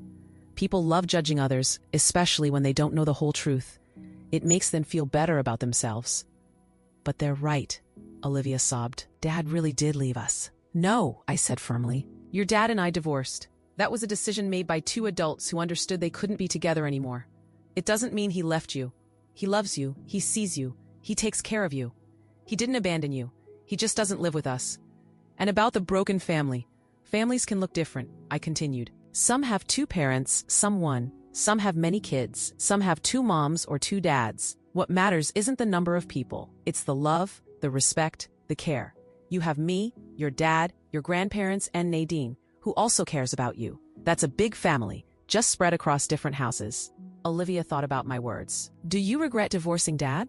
The question caught me off guard. I had never openly discussed the reasons for our divorce with her. I always thought she was too young. But I guess the time for honesty had come. "No, I don't regret it," I said after a pause. "Your dad and I, we weren't right for each other. We tried to stay together for your sake, but that wasn't fair to anyone. Kids can feel when their parents are unhappy, and that affects them much more than divorce does. I made a decision, a hard one, but the right one. And because of that choice, your dad and I are both happier now, which means you can be happy too." "Are you happy, Mom?" She looked at me with those big eyes so similar to mine. I hesitated. Was I happy? Not in the fairy tale way people write about in books or show in movies. I didn't have a husband, didn't have the kind of romantic happiness everyone dreams of. But I had something else. Peace, confidence, control over my life. And that, too, was a kind of happiness. "Yes, sweetheart," I said. "I'm happy, in my own way. And you'll be happy too. Don't listen to what other people say about our family. Listen to your heart. It won't lie to you." Olivia hugged me, and we sat like that in the quiet of her room. And in that moment, I realized that despite the teenage phase, the silence, the hormonal storms, my daughter still needed me. She still looked for my support, my protection, my wisdom. Time passed. Another year went by. Olivia turned 14. She started dating a boy from a parallel class, Eugene. A good kid, well-mannered, from a nice family. Ethan was against it at first, saying she was too young. But I stood up for her, reminding him that I dated boys at that age too, and nothing terrible had happened. For the first time in years, Ethan and I found ourselves agreeing on something about raising Olivia. We allowed her to date Eugene, but with conditions. She had to tell us where they were going, what they were doing, and she had to be home by 9. Olivia was thrilled. She was glowing, smiling, open again. First love can work miracles. Watching her, I remembered myself at her age, just as in love, just as naive, absolutely sure that love was forever. But I didn't ruin her joy with my adult skepticism. Let her enjoy it while she can. Life would teach her its own lessons soon enough. One evening, while Olivia was at Ethan's, I got a call from Alexandra. That Alexandra, the woman Ethan cheated with, the one who helped plan taking Olivia from me. I hadn't heard from her since the day she came to apologize. "Hello?" I answered cautiously. "Catherine, it's Alexandra. I know you don't want to talk to me, but I need to tell you something. It's important." "I'm listening."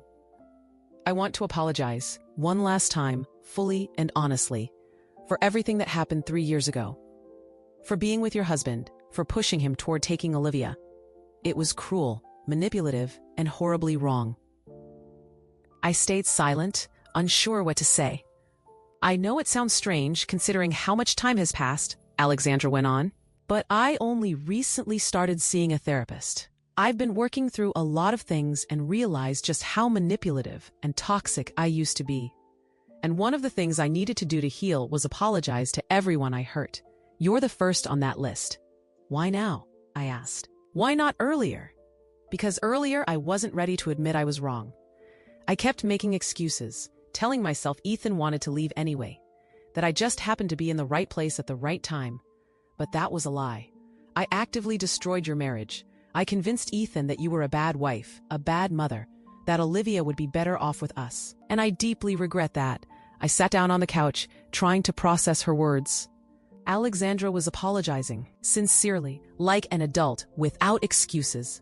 "I hadn't expected that. I don't know what to say," I admitted. "Part of me wants to throw it in your face that your apology is 3 years late. That because of you and Ethan, I went through hell. That my daughter suffered watching her parents divorce." "You're right," Alexandra said quietly. "And I'm not asking you to forgive me. I don't expect that. I just want you to know that I understand what I did and that I'm working on becoming a better person. How's Ethan? Does he know you're calling me?" "No, we broke up 6 months ago. For good. I realized our relationship was built on lies and betrayal, and nothing good could come from that." "So you broke up?" I said, unable to hide my surprise. "I thought you two were happily living together." "We tried," Alexandra let out a bitter laugh. "But when a relationship starts with cheating, it rarely ends well. Ethan didn't trust me. I didn't trust him. We fought constantly, blamed each other. Eventually, we realized it was better to separate before we hurt each other even more." "I'm sorry," I said, and it was true. I really was. Not for her or for Ethan, but for the time they'd wasted, for the years they spent on something doomed from the beginning. "Don't be," she said. "It was my choice. I knew what I was getting into, and I paid for it. But I learned my lesson. Never again will I be with a married man. Never again will I destroy someone else's family." "Good," I nodded, even though she couldn't see me. "I'm glad you've changed. Catherine, I want to tell you one more thing. You're a strong woman, much stronger than I ever thought. Most women in your place would have fallen into depression, tried to get revenge. But you found the strength to start over, to raise your daughter, to be happy." "I respect that. Thank you," I said softly, not knowing what else to add. "Goodbye, Catherine. And forgive me if you ever can." "Goodbye, Alexandra." I hung up and sat there for a long time, staring at nothing. Alexandra and Ethan had broken up. Their story, born from passion and betrayal, ended in disappointment and pain. Did it make me feel better? I wasn't sure. If anything, it made me feel a strange sadness. Sadness for the wasted time, for the lives shaken apart, for the foolish choices people make when they follow desire without thinking about the consequences. But at the same time, I felt grateful. Grateful to fate, to my grandmother, to myself, for not staying with Ethan, for not forgiving him, for not giving him a second chance. Because judging by the ending of his relationship with Alexandra, a second chance wouldn't have changed anything. We would have divorced anyway. I just would have wasted more years on something doomed. That evening, I told my mother about Alexandra's call. She listened carefully and said, "People do change, Catherine. Not all, but some. And it sounds like Alexandra is one of the few who can admit they were wrong and actually work on themselves. That's rare. Do you think I should forgive her?" My mother thought for a moment. "Forgiveness isn't for her. It's for you. If you keep holding on to anger, resentment, the desire for revenge, it poisons your life, not hers. Forgive her not because she deserves it, but because you deserve peace." I thought about her words. She was right. Holding on to anger toward Alexandra, toward Ethan, toward anyone who hurt me, It was like carrying a heavy backpack everywhere I went. It dragged me down, kept me from moving forward. Maybe it was time to put it down. To let go of the past, forgive, and finally walk freely. That night, I couldn't sleep for a long time. I lay in the dark thinking about forgiveness. Could I forgive Ethan for cheating, for trying to take my daughter, for the years of lies? Could I forgive Alexandra for destroying my marriage? Could I forgive myself for not seeing the signs sooner? Sometime near dawn, I realized that yes, I could. Not because they deserved forgiveness, but because I was tired of carrying all that pain. Tired of being angry, hurt, self-pitying. I wanted to be free. Truly free, not just from Ethan or a failed marriage, but from every negative emotion tied to that chapter of my life. In the morning, I woke up with a clear mind and a calm heart. I'd made my decision. I forgave them. All of them. Ethan, Alexandra, myself. I let go of the past and stepped forward without the weight of old wounds. That decision changed everything. I became calmer, softer. I stopped flinching when someone mentioned Ethan's name. I could talk about him to Olivia without bitterness, without blame, just honestly, simply as about the father of my daughter, someone with whom it didn't work out, but who would always be part of our lives. Olivia noticed the change. "Mom, you seem different." "Calmer? Really?" I smiled. "Maybe I'm just getting older." "No, I mean it. Before, when Dad came over, you always seemed tense, but now you're relaxed. You even smile at him." I hadn't realized she'd noticed. Kids really do see more than we think. "I learned how to forgive," I explained. "It's not easy, but it's important. When you forgive the people who hurt you, you free yourself from that pain, and you can live again." "Did you forgive Dad?" "Yes, sweetheart. I did. For everything." Olivia thought for a moment. "I can't forgive him," she said quietly. "He hurt you. You two divorced because of him." "We divorced not only because of him," I answered gently. "It was a decision we both made. And you know what? It was the right decision, because now you're happy, I'm happy, and your dad is happy too. This way, each of us gets a chance at our own happiness. Are you happy?" It was the second time in a short while that Olivia asked me that question, and this time I could answer it without hesitation. "Yes, I'm happy. Not every minute of every day, but overall, yes. I have you, a job I love, a home, family, friends. What more could I want?" "A husband," Olivia said suddenly. "You don't have a husband. Don't you want to get married again?" I laughed. "Honestly, not really. One failed marriage was enough for me.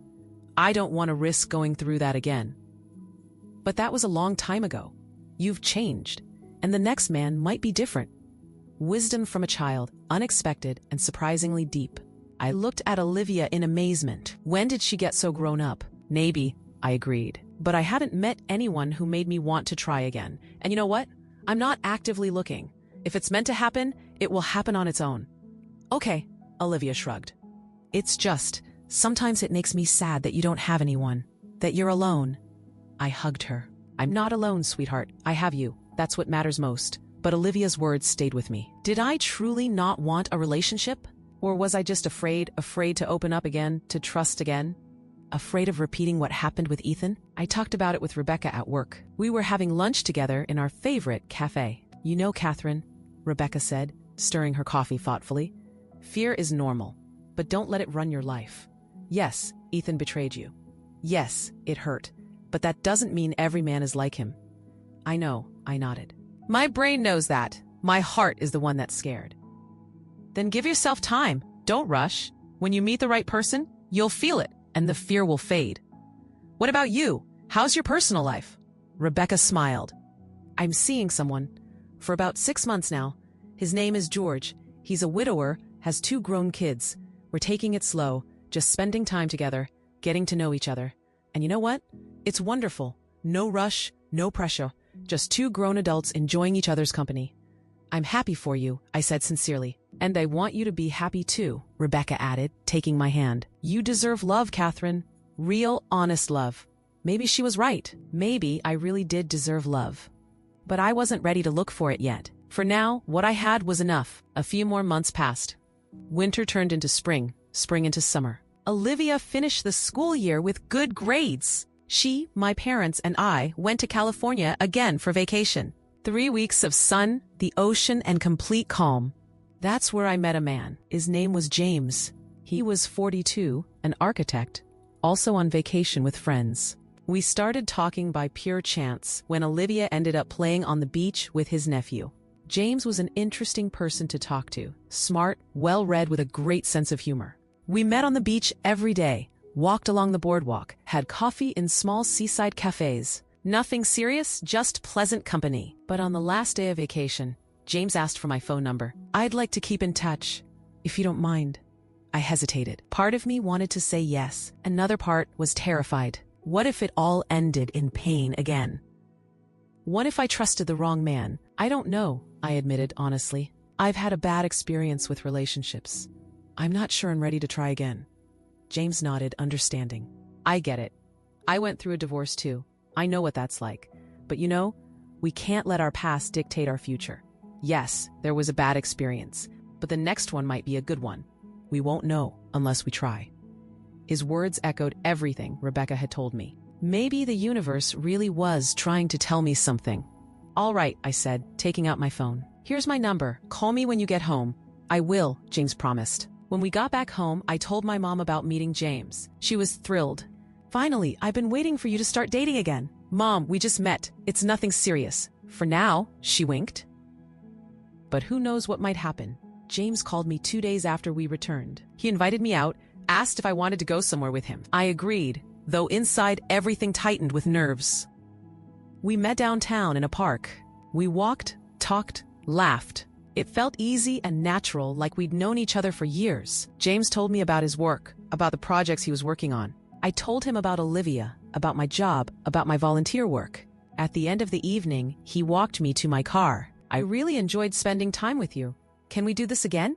Yes, I said without hesitation. I enjoyed it too. That was how our courtship began. Yes, courtship, an old-fashioned word, but it was exactly what it felt like. James didn't rush, didn't pressure me, didn't demand any immediate commitments. We simply went out, got to know each other, spent time together. A month later, I introduced him to Olivia. I was nervous about her reaction, but she accepted James easily. Later, she told me she liked him, that he seemed normal, which was Olivia's highest form of approval. When Ethan found out I was seeing someone, his reaction was strange. First, shocked, then almost offended. You're already with someone? He asked, when I mentioned James while talking about Olivia. Yes, we've been seeing each other for 2 months. That was fast, he said, bitterness slipping into his voice. Ethan, it's been almost 4 years since our divorce. I don't think that's fast. He was silent for a moment, then muttered, I just didn't expect it. I thought you'd stay single. Why? I asked, genuinely surprised. You married Nadine. Why shouldn't I date someone too? You can. Of course you can. It's just strange, I guess. And then I understood. Ethan had gotten used to the idea that I'd always be there, alone, available, just in case he ever decided he wanted to come back. But now I wasn't available. I had someone in my life.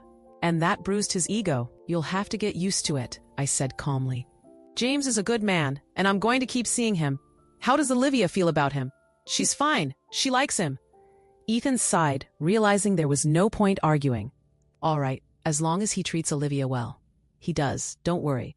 After that conversation, I felt an unexpected sense of satisfaction.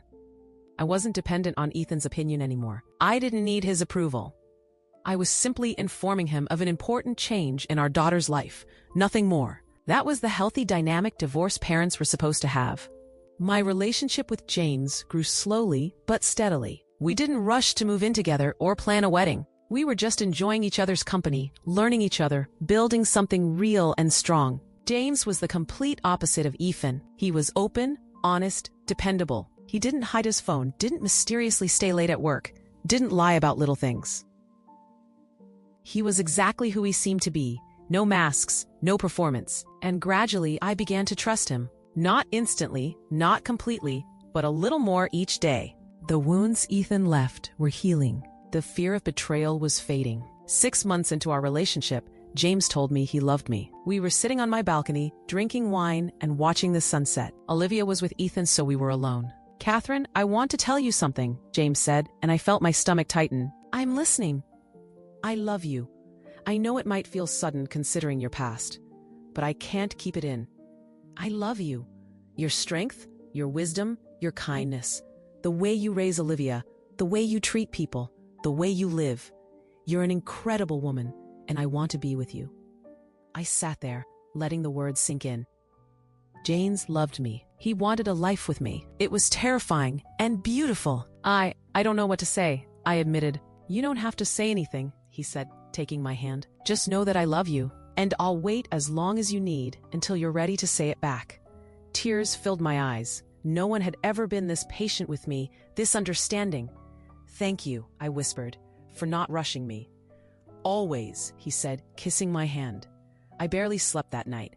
I lay in the dark, thinking about love, real love. Ethan used to say he loved me, but he betrayed me. James said he loved me, and he proved it every day through his actions. That was the difference. Ethan loved the idea of me, a convenient wife who cooked, cleaned, raised the child, and didn't ask questions. James loved the real me, with all my fears, scars, and flaws. And sometime before dawn, I realized I loved him too. Not in the fiery, impulsive way I once loved Ethan, but deeper, stronger, steadier, the love of two adults who understand the value of trust, honesty, and loyalty. In the morning, I called James. "I love you too," I said without any preface. A few seconds of stunned silence, then his joyful laugh. "Really? You really love me? Really? I understood it last night. I love you, James. I'm coming over. I need to hug you. Come." When he arrived, we stood on my doorstep for a long time, just holding each other, saying nothing. Just feeling how something big and important was growing between us, something real. We didn't rush into marriage. We decided to live together first, to see how we fit in everyday life, to make sure we were truly right for each other. James moved in with me and Olivia 8 months into our relationship. It was a big step for both of us. For me, letting another man into my life and home after Ethan. For James, taking responsibility not just for me, but for Olivia too. But everything fell into place surprisingly well. James turned out to be an amazing person to share a home with. He helped around the house, cooked better than I did, honestly, and found a great connection with Olivia. They watched movies together, discussed books, played board games. One day, Olivia admitted to me, "You know, Mom, James is awesome. Way better than Dad." I didn't argue, though deep down I knew the comparison wasn't fair. Ethan was her father. That would never change. James was my partner, someone who cared about Olivia, but never tried to replace her dad. By the way, Ethan got married again, to a woman named Rachel, 20 years younger than him. I didn't judge. Everyone has the right to search for happiness, even if they look in the wrong places. Olivia turned 16, practically an adult. Independent, driven. She was planning for university, dreaming of becoming a psychologist. I was so proud of her. Despite everything she'd lived through, she grew into an incredible young woman. One day she told me, "Mom, I'm glad you divorced Dad." That surprised me. "Why?" "Because if you had stayed together, you'd be miserable. And I don't want you to be miserable. You deserve to be happy. With James, he makes you happy." My eyes filled with tears. "Thank you, sweetheart. That means a lot. And Mom, thank you for being strong. For not being afraid to leave Dad and start over. You taught me that you shouldn't stay where you're unhappy. You have to fight for your happiness." I hugged her tightly. "You're the best thing that ever happened in my life." "You know that?" "I know, Mom. You've told me like 100 times." We laughed, and in that laughter was all our love, all our history, everything we had survived together. Another year passed. James and I decided to get married. A simple ceremony, just the registration and a small celebration with our closest people. Olivia, my parents, James's friends, modest but heartfelt. Ethan came to congratulate me before the ceremony. We ran into each other at the entrance. "Catherine, congratulations," he said, and there was no false note in his voice, only sincerity. "Thank you, Ethan. James is a good man. I'm glad you found someone worthy." "Thank you. I'm glad too." We stood there looking at each other, and I thought about everything that had happened between us. Love, betrayal, pain, forgiveness. And now here we were, two almost strangers, connected only by our daughter. "Forgive me, Catherine," Ethan said suddenly. "For everything. For cheating, for lying, for planning to take Olivia away from you. I was an idiot. I didn't value what I had. I forgave you long ago," I told him honestly. Holding on to resentment was too heavy. I let it go. "And I think you should too. Let go of the past and live in the present." He nodded, and I saw something like relief in his eyes. "Thank you. And be happy." Afterward, we had a small dinner party at a restaurant. Olivia gave a toast. Mom, James, I want to wish you happiness. Long, strong happiness. You both went through so much before finding each other. And I'm really glad you're together. I love you both. We drank, laughed, danced. And I felt that my life was finally whole. I had a loving husband, a wonderful daughter, caring parents, loyal friends, a career, a home, stability, and most importantly, peace. A deep inner peace I had been searching for years. Later that evening, when everyone was gone, James and I sat on the balcony of our apartment, holding hands, staring at the stars. Are you happy? He asked. Very, I answered without hesitation. And you? Completely. You've made me the happiest man alive. I leaned into him, feeling his warmth, his strength, his love, and I realized I had come full circle, from a naive girl who married for love to a mature woman who knew the true value of trust, honesty, and loyalty. From a betrayed wife to someone who now helped others survive their pain. From loneliness to a new love, deeper and stronger than the first. My story began with an inheritance. With checking my husband, uncovering a terrible truth. With divorce and rebuilding my life from scratch. And now, 8 years later, I could say with full certainty, that inheritance was the greatest gift I ever received. Not the money, not the apartment, not the cars, but freedom. The right to choose my life. The chance to start over. Thank you, Grandma, I thought, looking at the starry sky. Thank you for believing in me, for giving me the tools to change my life, for protecting me even after you were gone. I'll never know if she foresaw everything that would happen, if she knew I would check Ethan, divorce him, start over, meet James, marry again. But I believe she hoped for exactly this. Her inheritance wasn't just a gift, it was an investment in my happiness. And that investment paid off, fully. A few more years passed. Olivia graduated from high school and got into university to study psychology.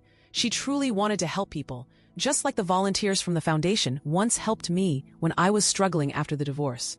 I continued working as a chief accountant, but at the same time, I devoted more and more of my life to volunteering. I eventually became a coordinator for programs supporting single mothers, ran seminars, held consultations, and shared my experience. James kept building his career as an architect.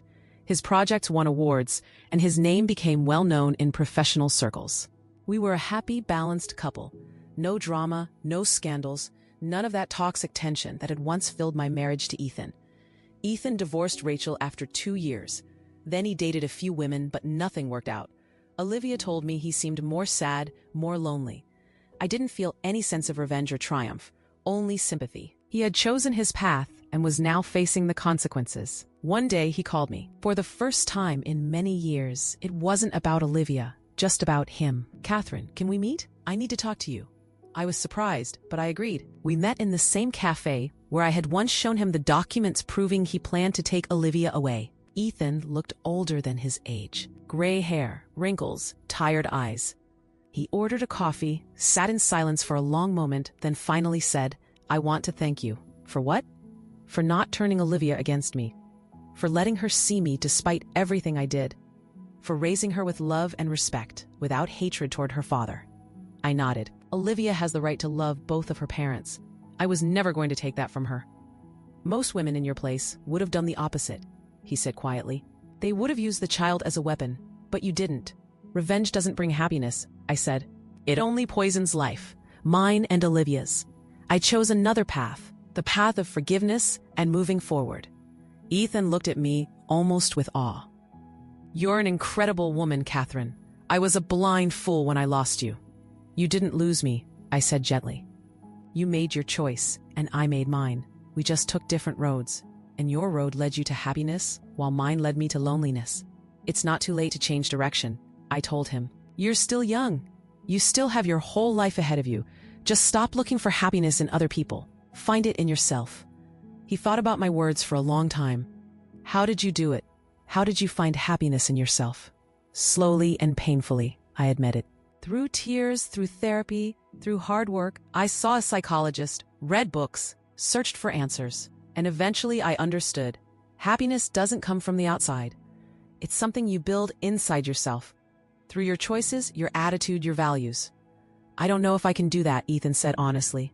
You can, if you truly want to, I replied. You just need to start, one step at a time. We talked a bit more, then said goodbye. As I walked to my car, I thought about how strange life can be.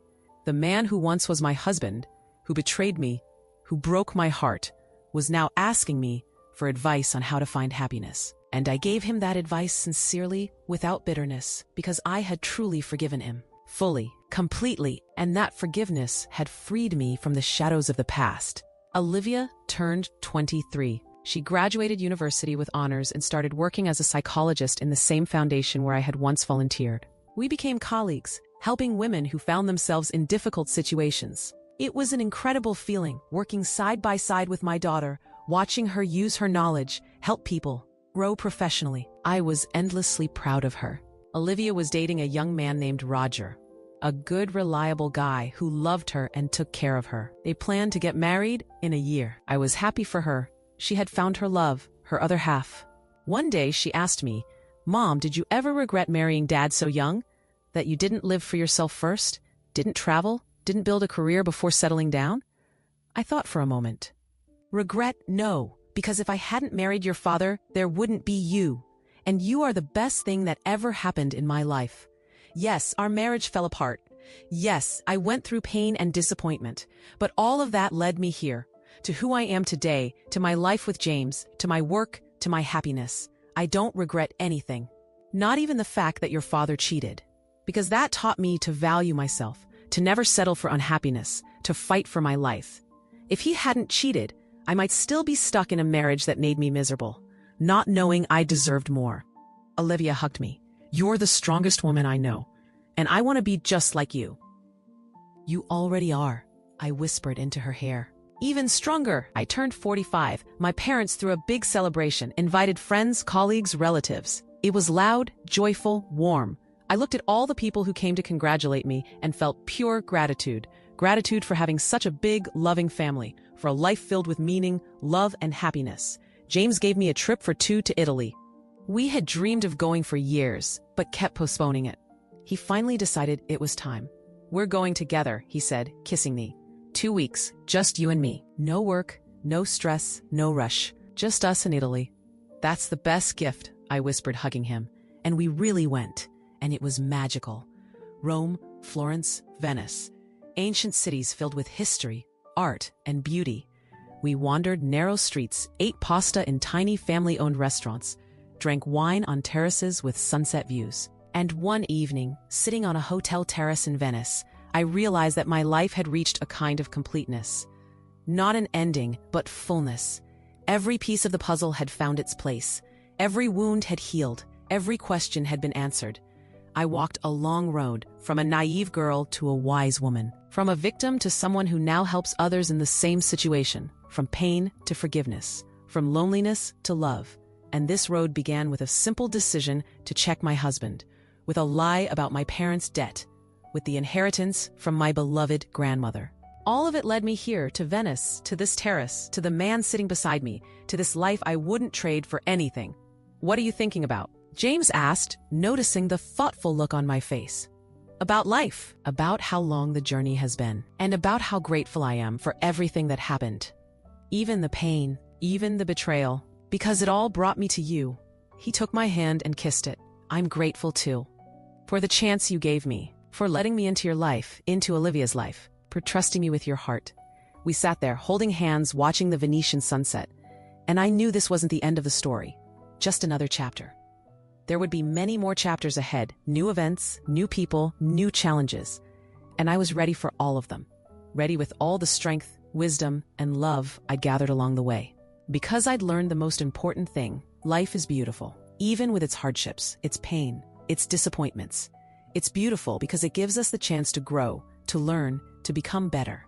And every challenge isn't a punishment, it's a lesson that makes us stronger, wiser, kinder. My story began the day I inherited a large fortune and decided to test my husband by lying about my parents' debts. And the very next day, I saw something that changed my whole life. I saw the truth. The truth about the man I had married, the truth about myself, the truth that I deserved more. And that truth set me free. It gave me the chance to start a new life, to find real love, to become the person I had always wanted to be. I don't regret anything. Not the test, not the divorce, not the hard years that followed. Because every part of it was necessary. Necessary for me to become who I am today.